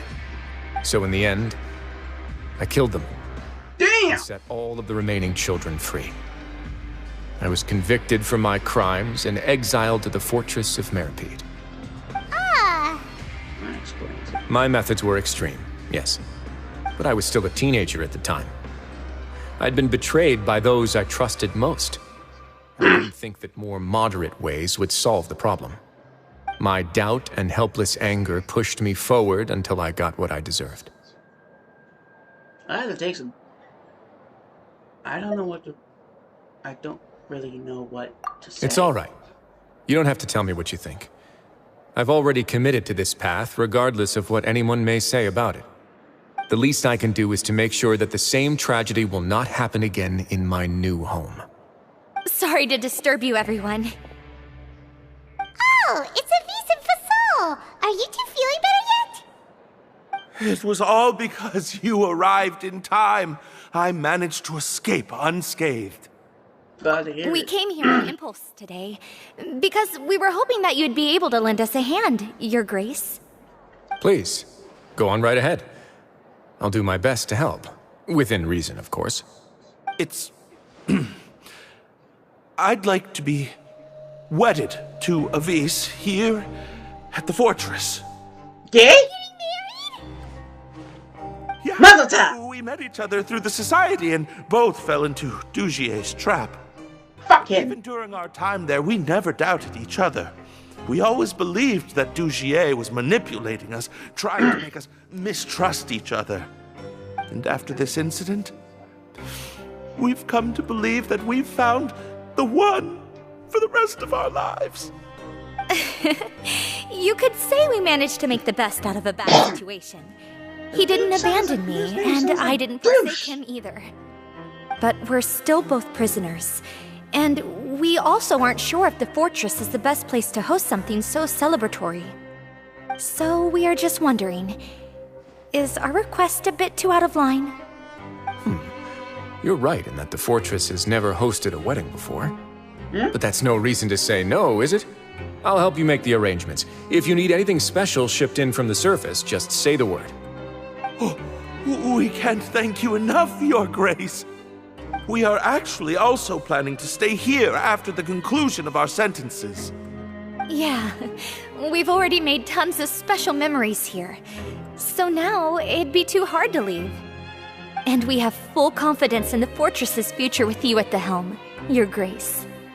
Your trust is the highest form of praise. Hey, loosen up a bit. Shouldn't you be the happiest man in Teyvat to hear that people would like to stay of their own free will? Yeah. I'll always take a genuine expression of faith over any obligation to obey.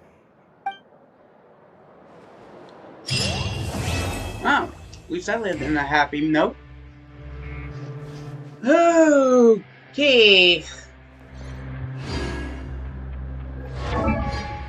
Guide to order. Man. Well, at least we know. Well, at least I finally know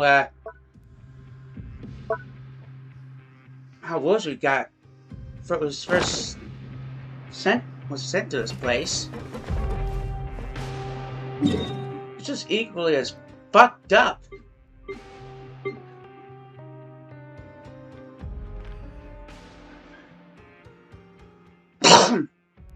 Sounds equally fucked up.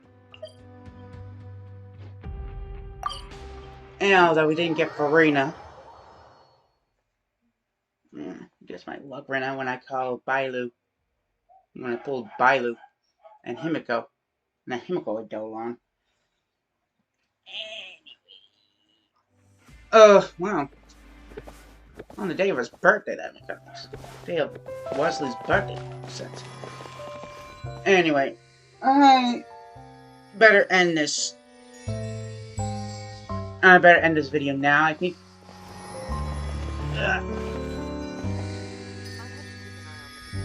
My next stream is going to be on Saturday. Same time as this one, 1:30 to 3:30 p.m. or more.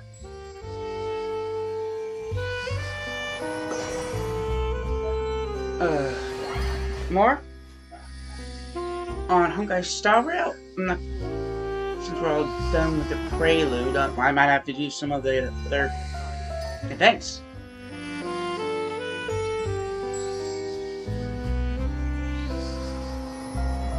Okay, I'm just about done anyway.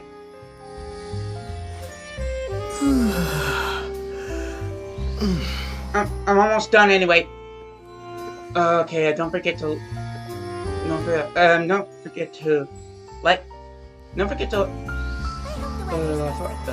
subscribe to Dynamic Faith Games for more Genshin Impact and Honkai Star Rail content on the YouTube channel. Follow Dynamic Faith Games on Twitch and Twitter. And don't forget to like Dynamic Faith's official Facebook page. Like the X/Twitter. I'm going to be posting notifications on the day's stream schedule. When I start streaming, video links to my YouTube videos, including this one once it's done uploading or something. Anyway,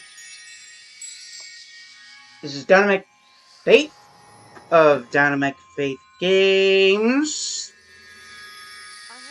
Signing off. Peace out, Dynamicians.